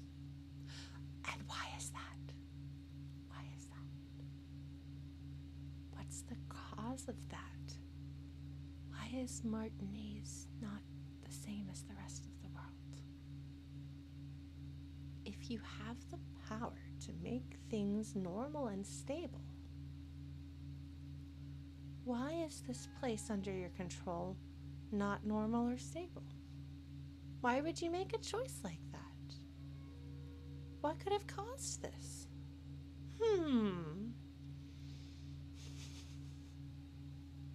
What about the rest of Revachol? Is it part of the normal world? Revachol is generally difficult. It's led by an interim government, which means it hasn't yet achieved full democracy.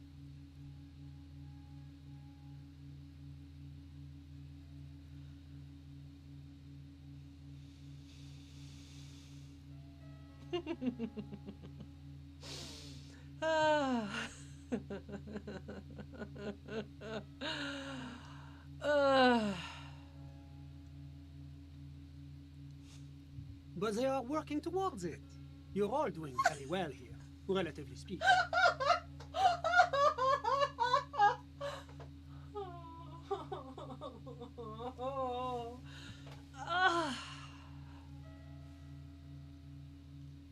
You know,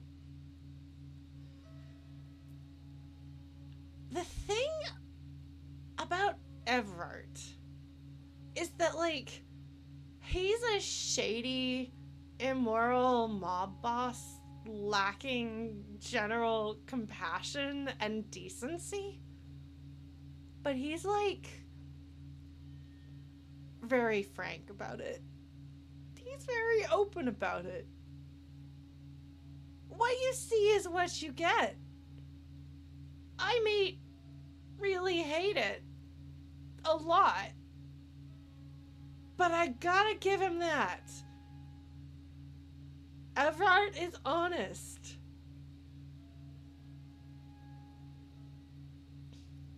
The shady, unlikable, destructive mob boss who tries to murder you with a chair is not the most evil character in the game. The disgusting, bigoted racist who uses horrendous slurs and holds dehumanized beliefs about other people is not the most evil character in the game. The representative of the corporations that want to strip away resources at the cost of human life and happiness are not, that is not the most evil character in the game.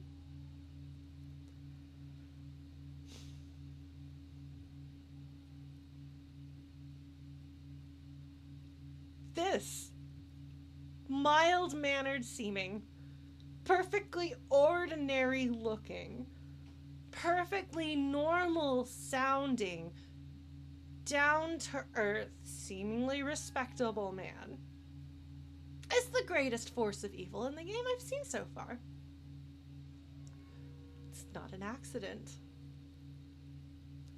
And, we can say, evil is a ridiculous word to use to describe somebody, but you know what I mean. Fuck.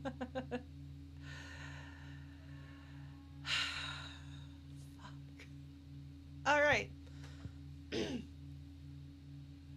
Let's take a look at these options.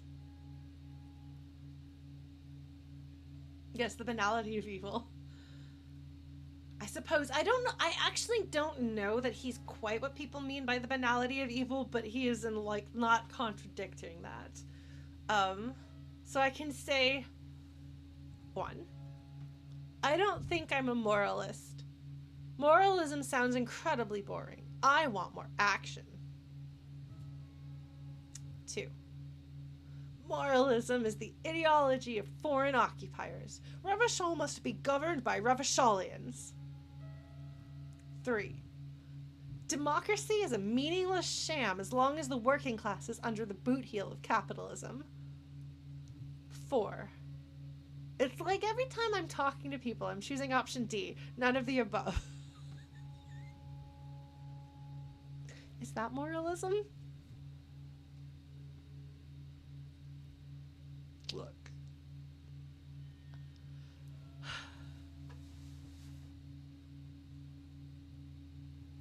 Man.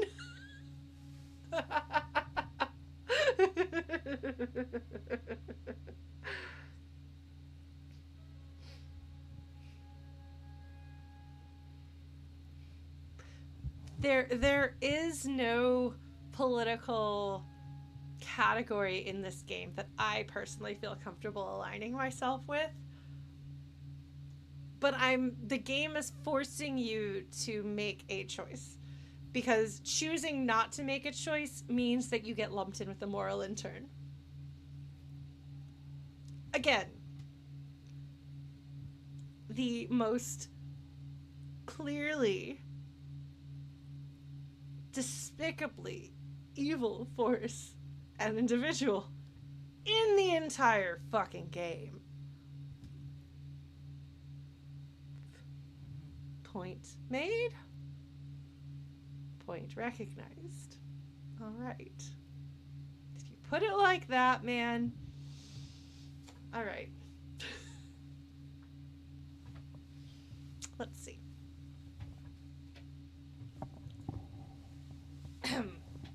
Sorry, I need to move this so that it can stop making noise too. There we go. Now you shouldn't have to worry about that as much. All right. Maybe so, Chrono. Maybe we do. But it would be up to a big number. Then again, my Dark Souls deaths were up to a pretty big number. Do I drop more F-bombs in Disco Elysium than I died in Dark Souls? That's a good question. I didn't swear very much in Dark Souls. I tried really hard not to. All right. Stop! Stop! I'm not hitting you. Why are you doing that? Oh, I see why. Sorry, I have too many wires on my desk. My desk is a mess. Anyway, I have to actually make a choice here. Do I want more action? No, that's a stupid answer.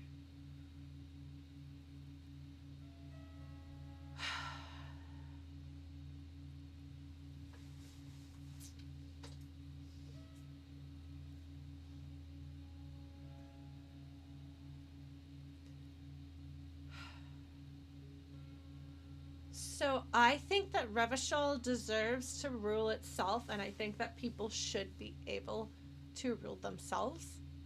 But 2 feels like it gets to be a little bit too nationalistic for my comfort, if that makes sense. So the thing is, I don't trust communism because I don't trust ideals, but I hope it is very clear that I fucking hate capitalism. So, all right.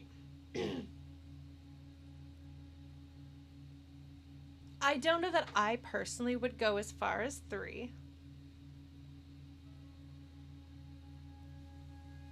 But it's the best option I've got, and it is the closest to what I want to do. Democracy is a meaningless sham as long as the working class is under the boot heel of capital.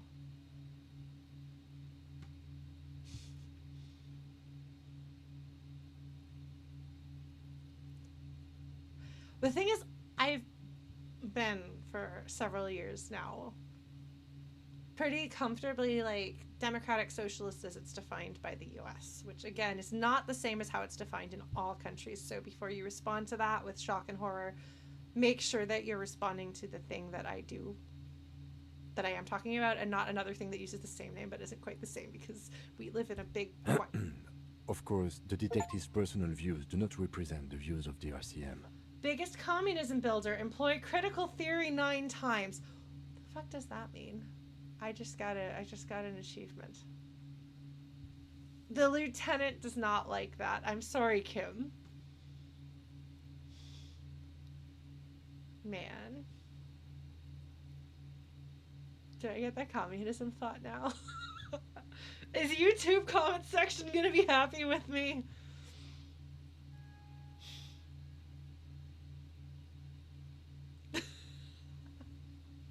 Are you gonna win, YouTube comment section?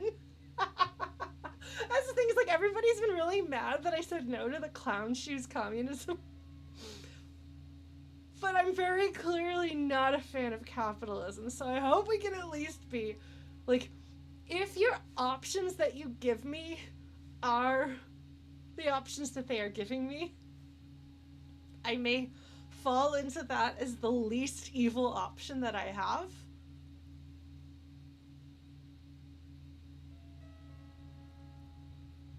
All right.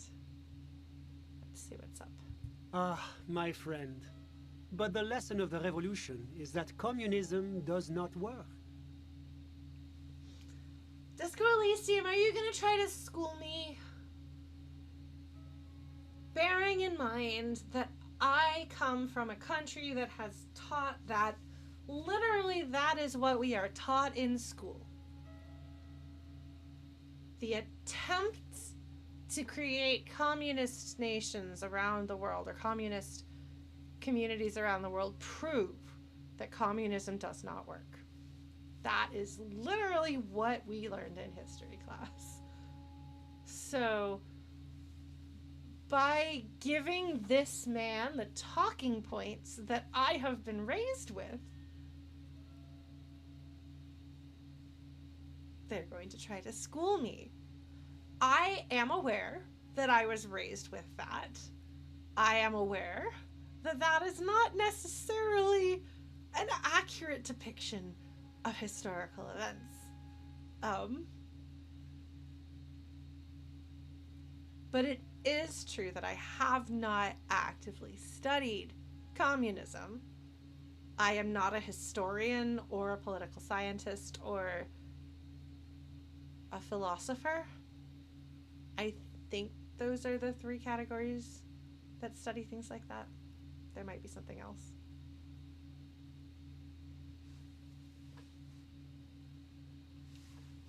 What's fun is that all three of these are the responses that you will get when this conversation happens between a communist and an anti-communist. These are the talking points right here.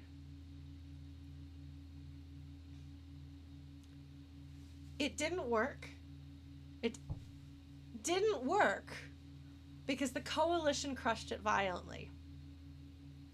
Translation to the real world, it didn't work because the US intervened, largely. Or 2, we just haven't tried real communism yet. Those totalitarian governments, totalitarian countries that originally came into being with the ideals, at least supposedly, of communism. That's not true communism. That's communism that was co-opted by totalitarians in some way. But we need to try some other effort to do communism without the totalitarianism. Or 3. And you're telling me this world here is working out well? When you discuss an alternative to capitalism and people are like, oh, but these bad things might happen. And it's like, do you see the bad things that are happening now? Happening. Oh, I'm losing syllables. Happening now. That's the thing I'm inclined to say usually when these conversations happen. Because I don't know enough about what the actual truth is about 1 or 2. Those are both points that I've heard people say, but I don't actually know what the historical basis for them really is, as objectively as people are capable of being. If that makes sense. I know that it is not as simple as what is taught in the US, but I don't know quite what the truth or reality of it is. And I think that's probably part of where the discomfort and disconnect between me and the communists who follow this stream and get very frustrated with me, where that comes from. So it's interesting. Are you trying to radicalize me, Disco Elysium? Scott Benson's already done a pretty good job with that, so. By the way, I don't know if anyone saw his update, but due to his health issues, the Glory Society has had to stop work on Revenant Hill. So everybody send your best wishes and thoughts of healing to Scott Benson, because he is, as far as I can tell, a great person trying to do his best, and nobody should have to suffer through. It would be nice if nobody in the world had to suffer through health issues. But it sounds like he is going to be okay. It's just getting there. So, yeah. I should work on my Night in the Woods video. And I can be like, hey Scott. Don't get stressed out, but I made a stupid video. You should watch it. Don't, actually. It's probably not a good idea to read somebody's like literary analysis of the work you've created, because then you become self-conscious about your things. But I think he probably knows that. All right. I have been thinking about that. I do want to finish that video. I should have put it live before I I should have made it and put it live before I disappeared for 3 weeks, but whatever, it's fine. All right, so I gotten off on another tangent here. The lesson of the revolution is that communism doesn't work. I don't feel... I'm going to pick the answer that is the answer that I want to say, which is... And you're telling me this world here is working out well? It's moving towards the right direction, and that's all that matters. Progress is measured in centimeters, my friend. And here is the bit of the moralist philosophy that I was like, okay, I can understand incremental change, the argument for incremental change. Now, enough of this delightful political interlude. Was there anything else you wanted to ask? He's completely unfazed. Tell me about Sur-le-Clay. What's there to say? Sur-le-Clay is a modern, urbanized country that measures very high on the Human Development and Freedom Index. Mostly, though, it's known as the executive heart of EPIS. I'm trying to remember which one EPIS is the equivalent of. If that's UN or a different group. Moreover, it is a great sponsor of less emerged countries. Revachol is only one of its many darlings whose progress it supports and cherishes.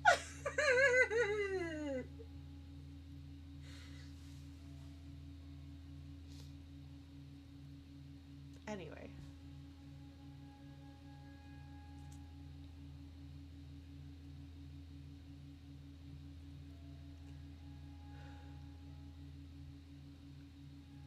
Darling, that can't be an official designation. I can either challenge him or at least ask for more clarification of what makes Revachol Sur-le-Clay's darling. Or, that's nice of them. I'm gonna ask for more information. Let's see. Go ahead. Keep giving me nonsense bullshit propaganda, sir. Let's see how much more of it you've got. I know it's infinite. Because a great percentage of Revachol's culture hails from Sur-le-Clay. Its language, its people, its cuisine even. Or at least in the downtown La Delta area.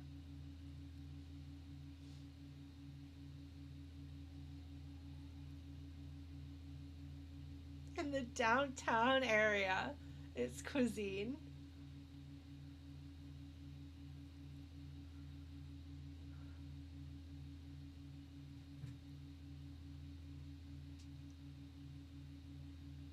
Okay, so Sur-le-Clay is, I guess, are they saying that they're ethnically connected to here, historically? Is that where Joyce is from? The Delta area?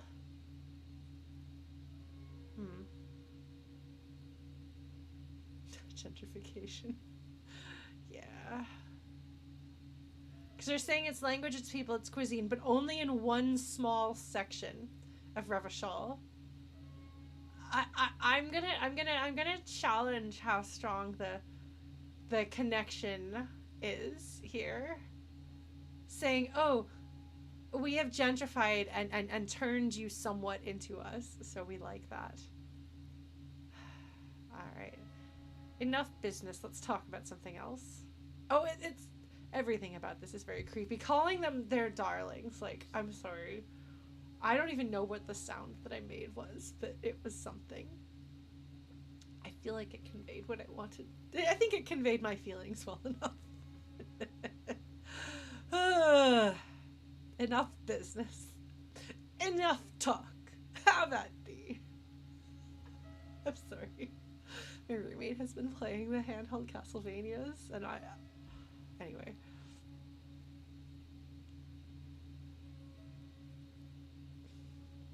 Whatever you wish, officer. Oh, right. We can talk about sexy men instead. Okay, that's a bit of a change of pace.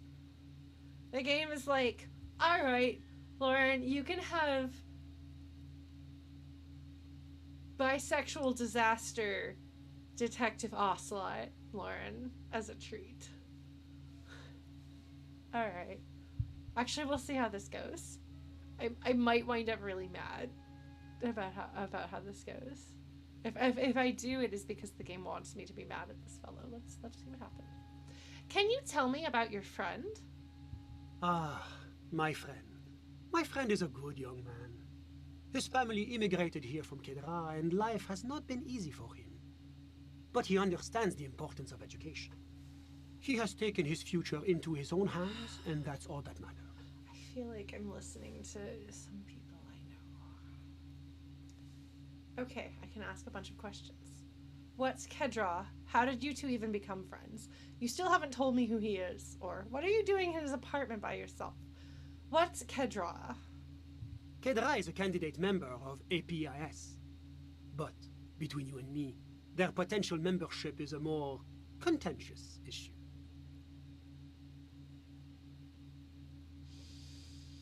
Whew. Okay, let's see if this goes where it might go. Hello and welcome, first-time chatter. Pull up a chair. We're having a nice, casual conversation with the most delightful individual in this game, the Sunday Friend.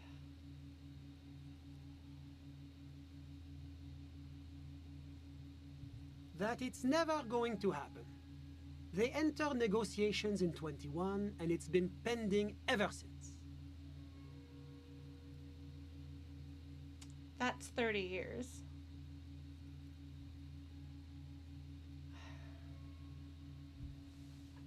Okay. Yes or no question, chat hat is out. Can I ask both of these questions if I start with question 1? Isn't my hat cool? Aren't you in awe of the coolness of my hat? Maybe I should make a chat hat emoji. Emote. A chat hat emote. Should I make a chat hat emote and then you can all chat hat emote if you don't have the answer?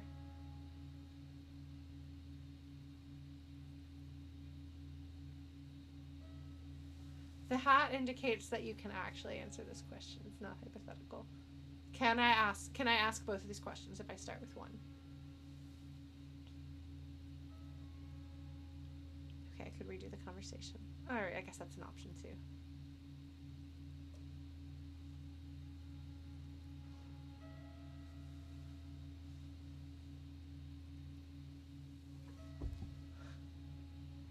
It's funny saying their potential membership is contentious. But then he never says what's contentious about it, just that it's not going to happen. I'm going to ask about EPIS. Because I do want that bit of world building. EPIS is a very special program developed by the Moralintern to support certain Occidental nations. It began as a unified system of weights and measures, which proved to be a wild success. Nothing but kilograms and centimeters as far as the eye can see. Alright. God, yes. Sweet standardization. The backbone of rationality and commerce. Thanks, logic. Whatever, I grew up with inches and pounds. So. It was such a wild success that we expanded it into an economic union for the processing of steel. Another success. And between you and me, the Moralintern feels emboldened by this success. Emboldened to take EPIS to the next level. Alright, I'm dying to hear what they're doing with this acronym. I also want to know what's on the next level.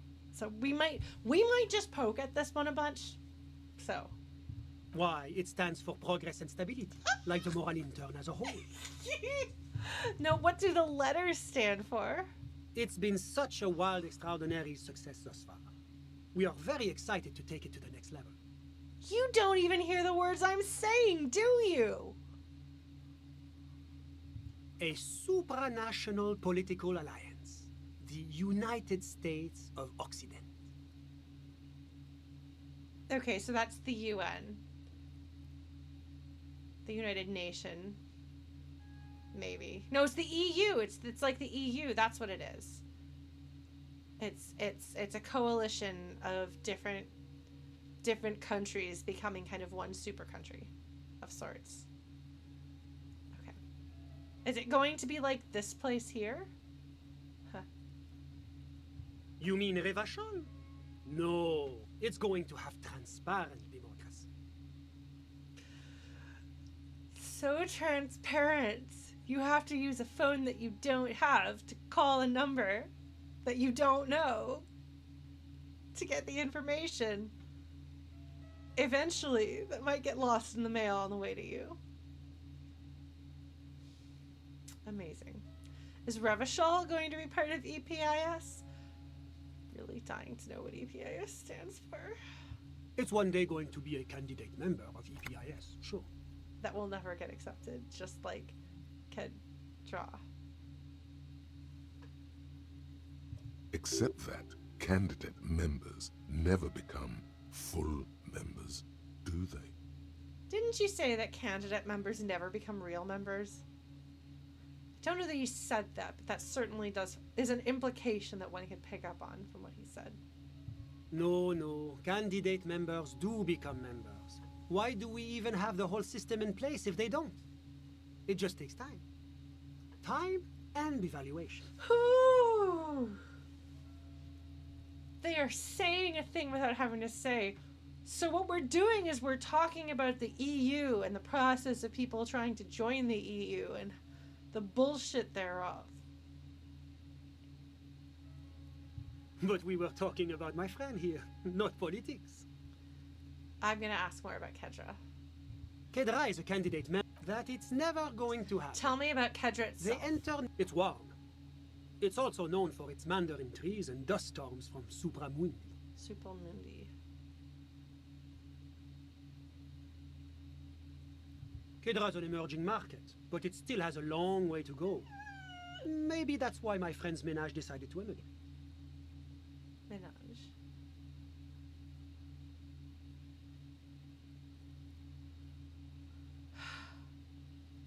It's an emerging market.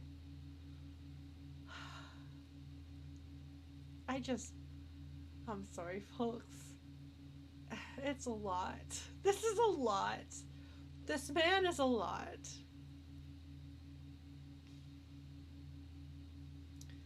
How did you two even become friends? How did any of us become friends? Bad things happening on the Insulindian Peninsula? Oil platforms ablaze in the night? Civil wars lasting for years? Finally, the international community is forced to step in. So I can either say, what are you talking about? No one becomes friends that way. Or two, you're describing how the coalition occupied Revachol. Is there a difference? You say no one becomes friends that way. Au contraire, it's how millions of people end up where they are, meeting the people they meet. It's how I came here, and my friend too. I'm gonna pick the other answer too, actually. How did any of us become... One of the wonders of democracy is that everyone is allowed to have his own opinion. And not just allowed, encouraged even. Have you ever tried debate? The man pats his pockets looking for something. Because I said you're describing how the coalition occupied Revachol. And I have been fighting him a little bit. There's a joke here, and you know what it is. All of those points and reaction speed might be paying off right now. Are you excited? I'm excited. Are you excited? I feel very gratified. I put points, for anyone who's watching for the first time, I put points in reaction speed because it has dialogue consequences instead of action consequences. Sass points, that's right, Serious Inc. Come on. It's so juvenile. Besides, there's no way this man is going to get it. Okay, I actually don't know. Reaction speed and volition. Somebody's gonna have to come in for the kill because I don't know what the joke is. That's why it's good.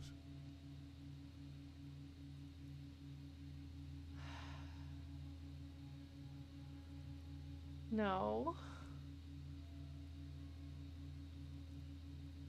Oh! The fact that it's juvenile and the man's not going to get it is what makes it funny. Okay, Volition. Thank you, Volition. So, taken by itself, this is not the sort of thing that I would find funny. However, what is going on through Ocelot's head right now is that I am going to make a really stupid juvenile joke, and this asshole isn't gonna even know what I'm saying. The joke here is that I'm gonna make this dumbass joke that's gonna go right over his head, and that's what makes it funny. And I wouldn't make this joke myself. I don't find this sort of thing funny generally. But the fact that he's not gonna get it is the joke. It's not that the line, it's not that it's a good joke. Like, my brain is even saying it's such a stupid joke. But it's gonna go right over his head, and that's gonna be funny. And you know what? I cannot disagree. Let's do it! Let's do it! Lauren's gonna choose a juvenile joke. Ha! Yeah, I'm what they call a masturbator. Brush some invisible dirt off your shoulder. Let's do it. Are you ready? Buckle up. Oh, how wonderful. I've heard it's oodles of fun. Not that I have time to take up new hobbies and fun.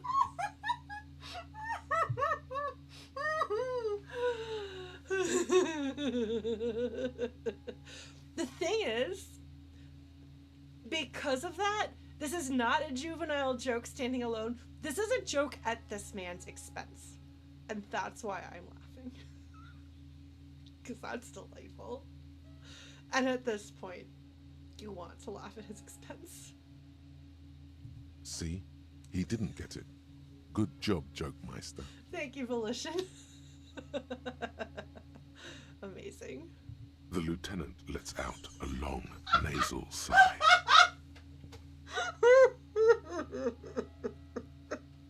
There you go. There's Kim's reaction. Amazing, delightful. I'm delighted. Anyway, is that everything you hoped it would be? Because I am satisfied. Kim is just like, oh my god, did you just? And I'm like, yep, I sure did. Incredible. I wouldn't have put the pieces together, but fortunately, the pieces of Ocelot's brain were there to make sure that I got it, because I don't always understand humor or what the intent behind a thing is. So, yes, I'm really glad. Like, all of those points in reaction speed were so worth it so that I could make a dumb as fuck joke that sailed over this asshole's head, and that's hilarious. I'm really mad at him. I'm so glad. I'm so delighted. Thank you, reaction speed. Alright. Let's continue with this conversation, shall we? I am giving myself a point for that. I'm giving myself experience for that. A gold star for you, Ocelot. Alright. You still haven't told me who he is, because this man doesn't actually answer any question at all. Sorry. Who? The man throws a quick glance at his watch. I love how incredibly, by the way, he's so condescending, patronizing even when he talks about debate. Okay, so I say that your friend, the smoker on the balcony, we were just talking about him. But I told you, officer. He's a bright young man here to pursue his education. Education is the foundation of our future, especially the arts. It is a cornerstone of our civilization. Okay, I'm gonna go back and I'm gonna talk about all these questions. Fine, but what's his real name? Officer, you have to understand. I can't give you his personal information. I'm sure you have your own methods and databases, right? Please don't put me in this situation. You don't know his real name, do you? And he doesn't know yours. Perhaps that's part of your arrangement, whatever it is. So all you can tell me about him is that he's here to study the arts. He's deeply enmeshed in the study of the fine arts, yes. That is not the same thing.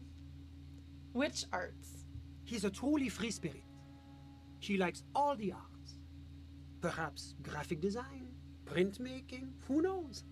The world is open wide for a talented youth like him. He has no idea. This man doesn't have answers to these questions. He doesn't know this guy's name, and he doesn't know what this guy does or what he's good at. They talk in empty platitudes and things. God, okay. What are you doing in his apartment by yourself? I'm just enjoying the view. The man smiles, nodding to the window. I can say, what view? It's dark outside. Or, isn't it rude for your friend to leave you alone like this? I'm going to say, what view? It's dark outside. The beautiful man, obviously. Listen. He says, raising his hand. What? I'm not hearing anything. The Insulindian Bay. What about it? This place used to be a luxury accommodation before the revolution. Apartments, of course, were much bigger then.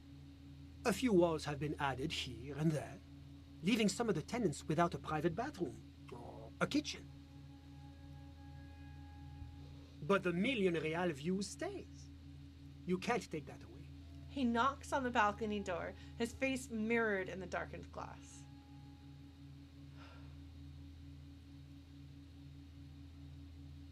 The view of the bay, I suppose, but that's not the view that you. I guess that window perhaps looks out on the water, and the windows. I don't know. Maybe it does. I guess I don't know. I was asking about your friend. My friend comes and goes. I'm sure you'll see him around. He's a busy bee. Yes, I'm sure he is. A busy bee? What an odd choice of words. Yeah, he's definitely up to something, whatever it is. I had something else in mind. I'm all ears, officer.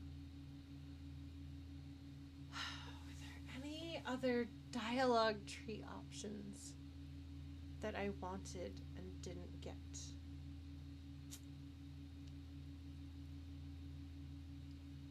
I'm not sure. I'm trying to think.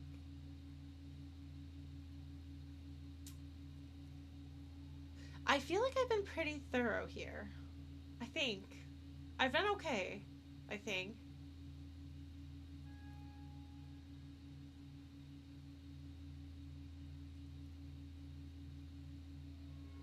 Can you tell me about your friend again? Like, I think that I asked everything there was to ask in there.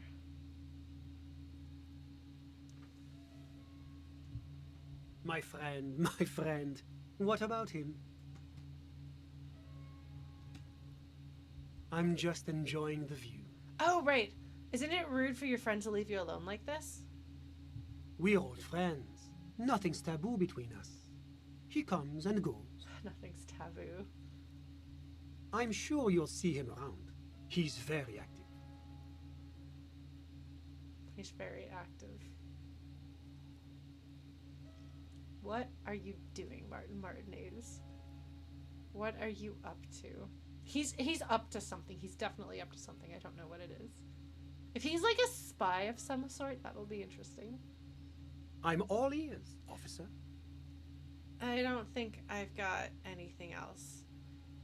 Yeah, like, it could be that this man is a sex worker and he doesn't want to admit that, but I do think that there's more to it than that, even if that is true. But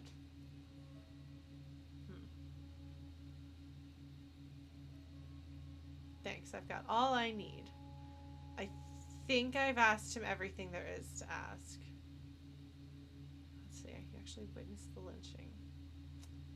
You know what? I'm sorry to say I did, officer.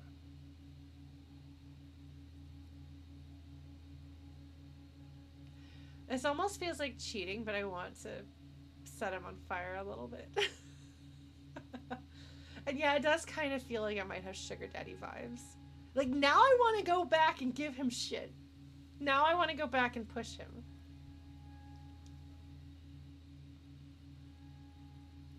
I don't know if it's against the way the game is played to ask more questions like this. If it's against the way I play the game.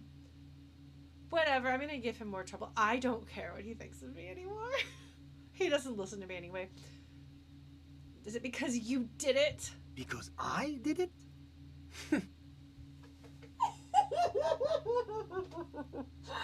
I can say, don't jerk my chain, paper jockey. You did it, didn't you? I don't think I have the authority to back that up, and that's just kind of silly.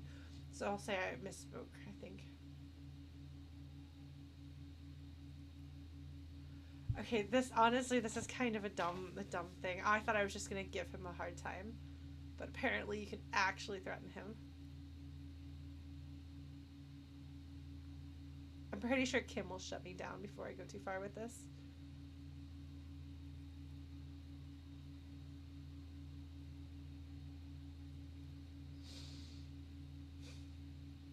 I really don't like him.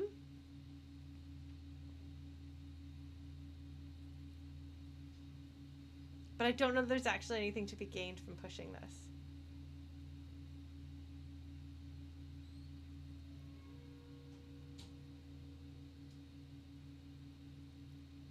This is a very clown shoes line of conversation. And I'm trying to think if there's anything that I can get out of it.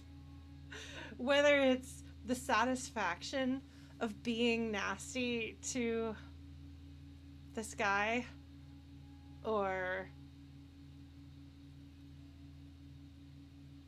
I guess, I mean, what I could lose is maybe making him as an enemy, but it's okay. He's already written me off. Because it's possible he might actually say something useful if I push him enough, or something might happen. But it's also possible Kim might get mad at me. Yeah.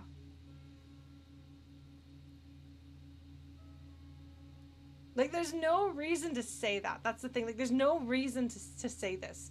This is a super, super clown shoes thing to say, and Kim will have to clean up after me, and I don't see any benefit. I really don't like this guy, and if I were just giving him shit, that might be okay.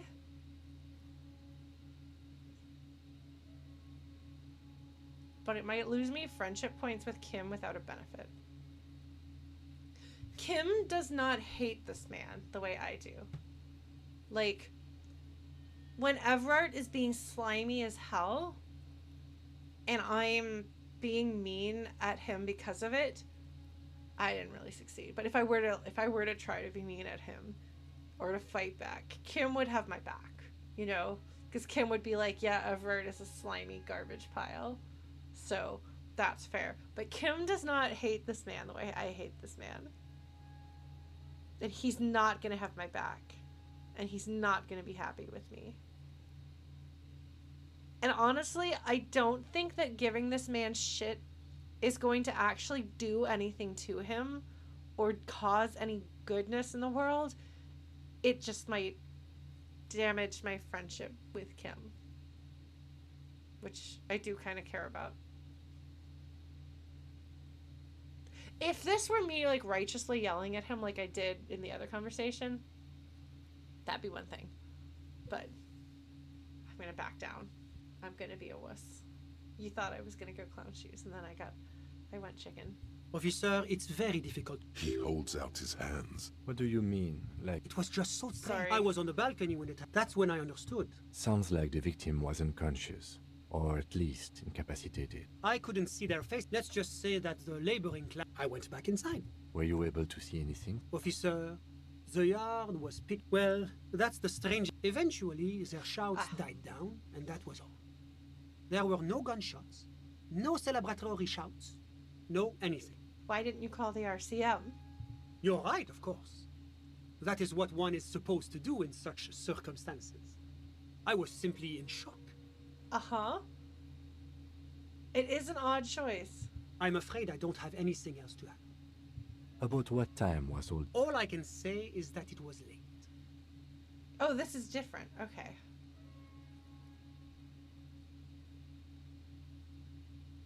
You didn't check your watch? My watch. Yes, now I remember. It was 30 minutes past midnight, give or take. Yeah, because he has been obsessively looking at his watch, so that is a strange thing for him to not have, you know? Because he looks at his watch as though noticing it for the first time, but he has been compulsively checking his watch during this conversation. So the fact that he didn't know what the time was until he was pressed makes me feel like he's leaving something out. He is not telling me the truth. No, I didn't see the corpse until the following day.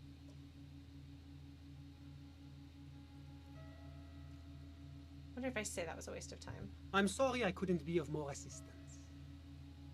Okay, I think that's everything. I wonder if that little bit about the watch is something that Kim might pick up on too, or if it doesn't count because I didn't get it before I got the experience points. I don't quite know how these things work. All right, I think that's it. I think that's all I'm going to do. I'm not going to hold his feet to the fire because I've got no reason to and no real way to do it.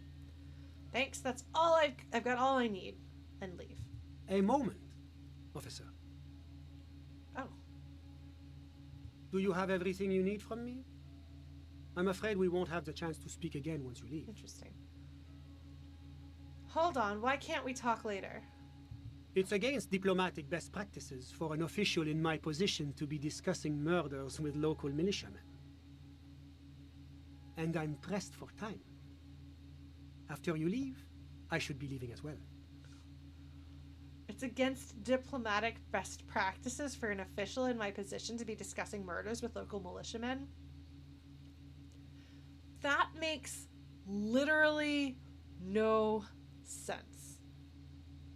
Literally no sense. There is no basis for that. That's not the real reason he's so apprehensive. Men in his position shouldn't be seen loitering around in underprivileged young men's apartments in the middle of the night. Alright, that makes more sense. Yeah, he doesn't want the optics of him hooking up with this sexy young man. I think I asked all the questions I wanted to ask about EPIS because I think I went back into that conversation. But I'm going to say I'm not going anywhere. I just want to take a look around in this apartment because I'm pretty sure that this means that I can come back and talk to him some more.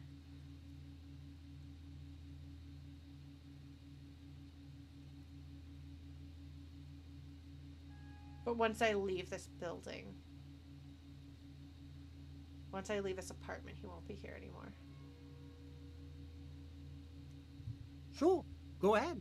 It's a beautiful space. Let me know if you have any further questions. He glances at his watch again. There's something significant, I think, about his watch.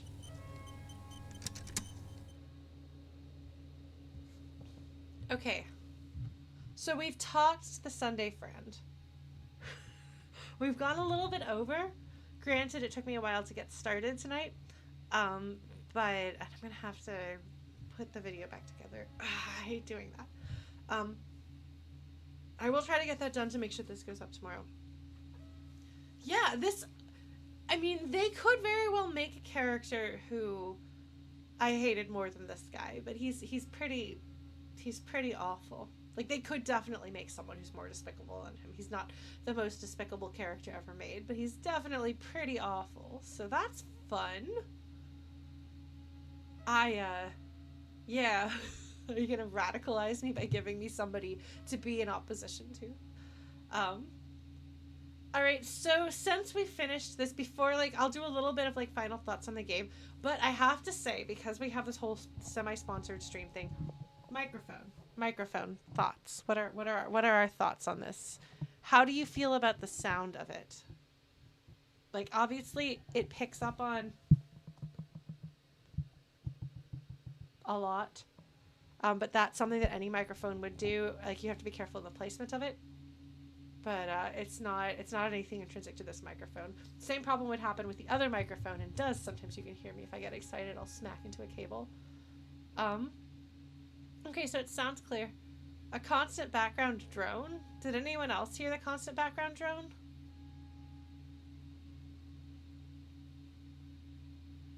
Because the game right now has a drone.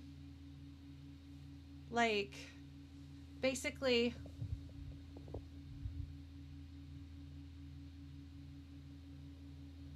actually, hold on, we're going to try something.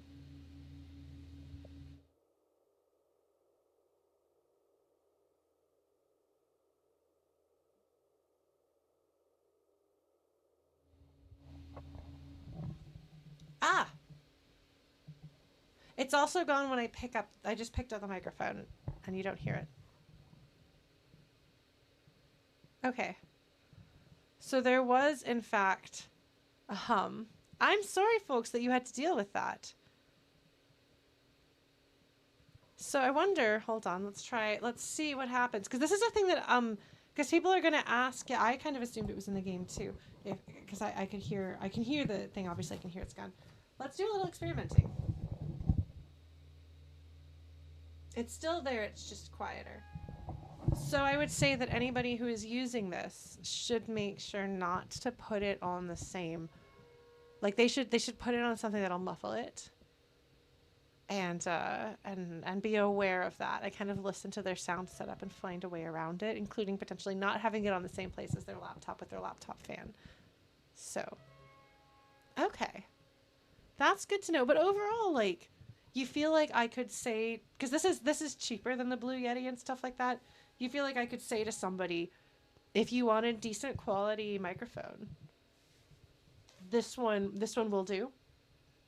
Be aware of some of the shortcomings, which I can tell them, which is not inherent to this microphone. There are issues with, like, there's a reason, like I said, there's a reason why my microphone is held up on an arm so that it doesn't have some of these issues. Okay, cool. Yeah, so it doesn't sound like really tinny. It doesn't have that headset sound. Okay. And if I can figure out how to get it to work. Hold on. There's this light button. I don't know. I'm not quite sure what the buttons are. I should probably look into them. But okay.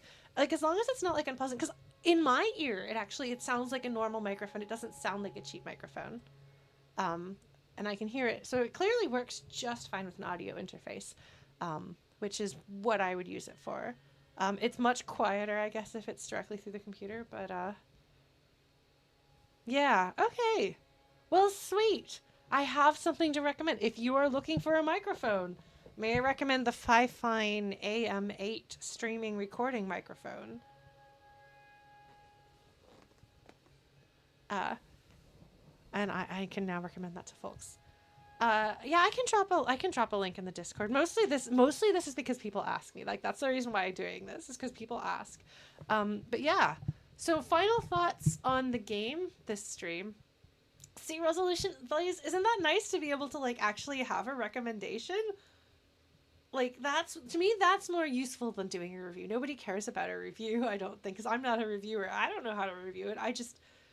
I get asked this question, like, at least once a month, I feel, and now I have an answer that I like, that is cheaper than the Blue Yeti, and the Blue Yeti needs, like, the Blue Yeti and the Blue Snowball, like, they need competition, so now we know.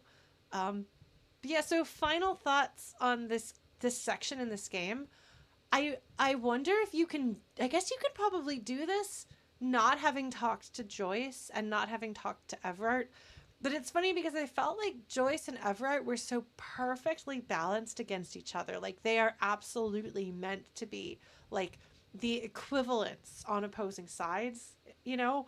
And then this guy sweeps in, and they make it very clear you have only one chance to talk to him. So he's not going to be a recurring character the way Joyce clearly is, and I think Everett will be too. So this is like a small optional insight into this other political entity that you hear a lot about.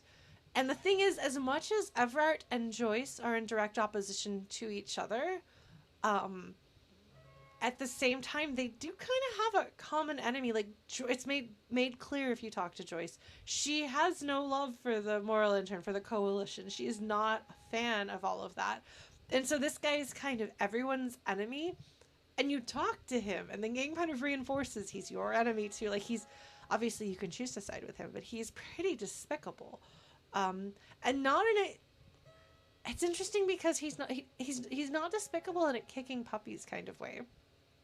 Like, I would say that Measurehead is despicable in a kicking puppies kind of way. Like, Measurehead is more like mustache twirling evil levels of racism, and so is the racist truck driver. Well, he's more human about it. He's less of a character and more of a, that's what real people are like.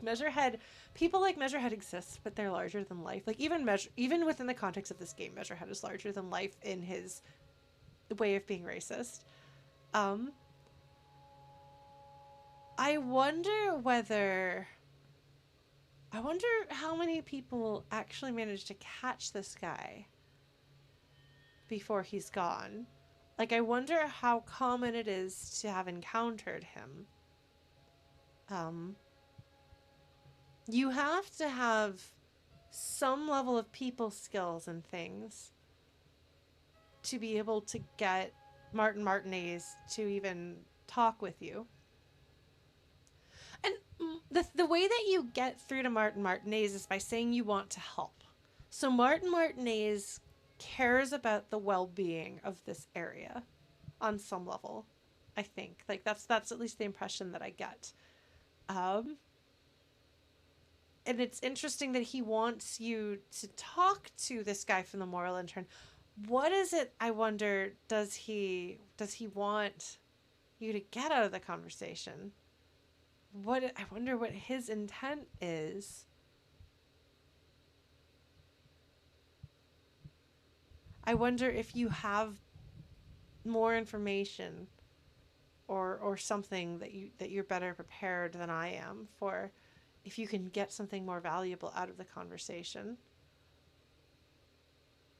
But I don't know. Like, it's very interesting as a player because it provides a lot of insight into not the like larger metaphysical question raised by the Pale's existence. But it helps you. It's one thing to hear Joyce and other people around here talk about the Moralintern, talk about the coalition. It's one thing to like kind of see the effect of a coalition on Martinaise, and draw conclusions from there. It's another thing to hear what they themselves say and how they are and how insufferable and impossible and despicable and untouchable and completely like sociopathically disconnected they are. Like, I think it makes sense that this music that is really unsettling is here with this conversation with this guy, because this is uncomfortable stuff. And this is a representation of the greatest power in the world, you know? Like, this isn't just like some like tangential sideways shitty group. These are the people who rule everything, and they're the worst evil. Not in a kicking puppy sort of way, but still really, really awful and evil. And it of course, makes me take more of a stand against them and speaking up against the evils of capitalism. Somebody said, like, he's, like, pushing me towards communism, so, like, rah, rah, yay. The greatest power in the world is dismissive and aloof and completely apathetic. Yeah, no. He's way more interested in keeping money doing what money's supposed to do than he is in people living or dying or suffering or anything like that. Like, that just is completely unimportant to him. Even this man that he's presumably sleeping with, he doesn't even recognize him as a person, really. He gets what he wants. He talks about him in this, like, completely, like, detached, general, impersonal way that is completely meaningless. He doesn't engage with feelings. He doesn't engage with people as their, like, intrinsic value and worth as a person. It's really cold and disconnected and impersonal and awful. And he just wants to talk about these ideas, these concepts that are empty and hollow, and there's no truth in them, because he's not actually speaking truth. He's creating paper mache of the concepts that, like, there is nothing inside. There is nothing beneath his words. They're meaningless around air.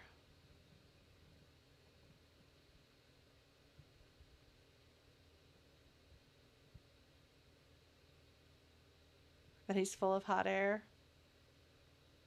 His words are as empty as his soul. Are we still Castlevania-ing?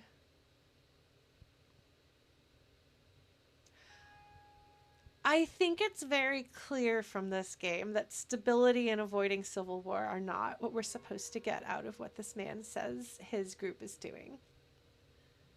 That is part of the paper mache of what they're saying, but that is not what is actually underlying what is being said and what is being done. And I think the game makes it very clear that you're supposed to get that underlying horror. Nothing sandwich with absent sauce and extra vacancy. Yes.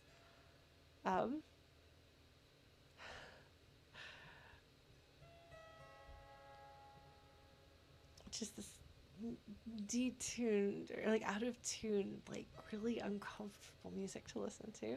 Good night, Nick Buntline. Thank you for joining, and same Chrono. I'm sorry we've gone a bit late, and I'll talk probably a bit more about this at the start of the next stream, after I've had more time to think about things. But it is really interesting to me. And I do want to think a little bit more about Martin Martinaise, and hopefully I'll see him again and have more of a plot line with him, although I'm kind of afraid at this point that would be the drugs route, and I don't want to take the drugs route. So we'll see where this takes me.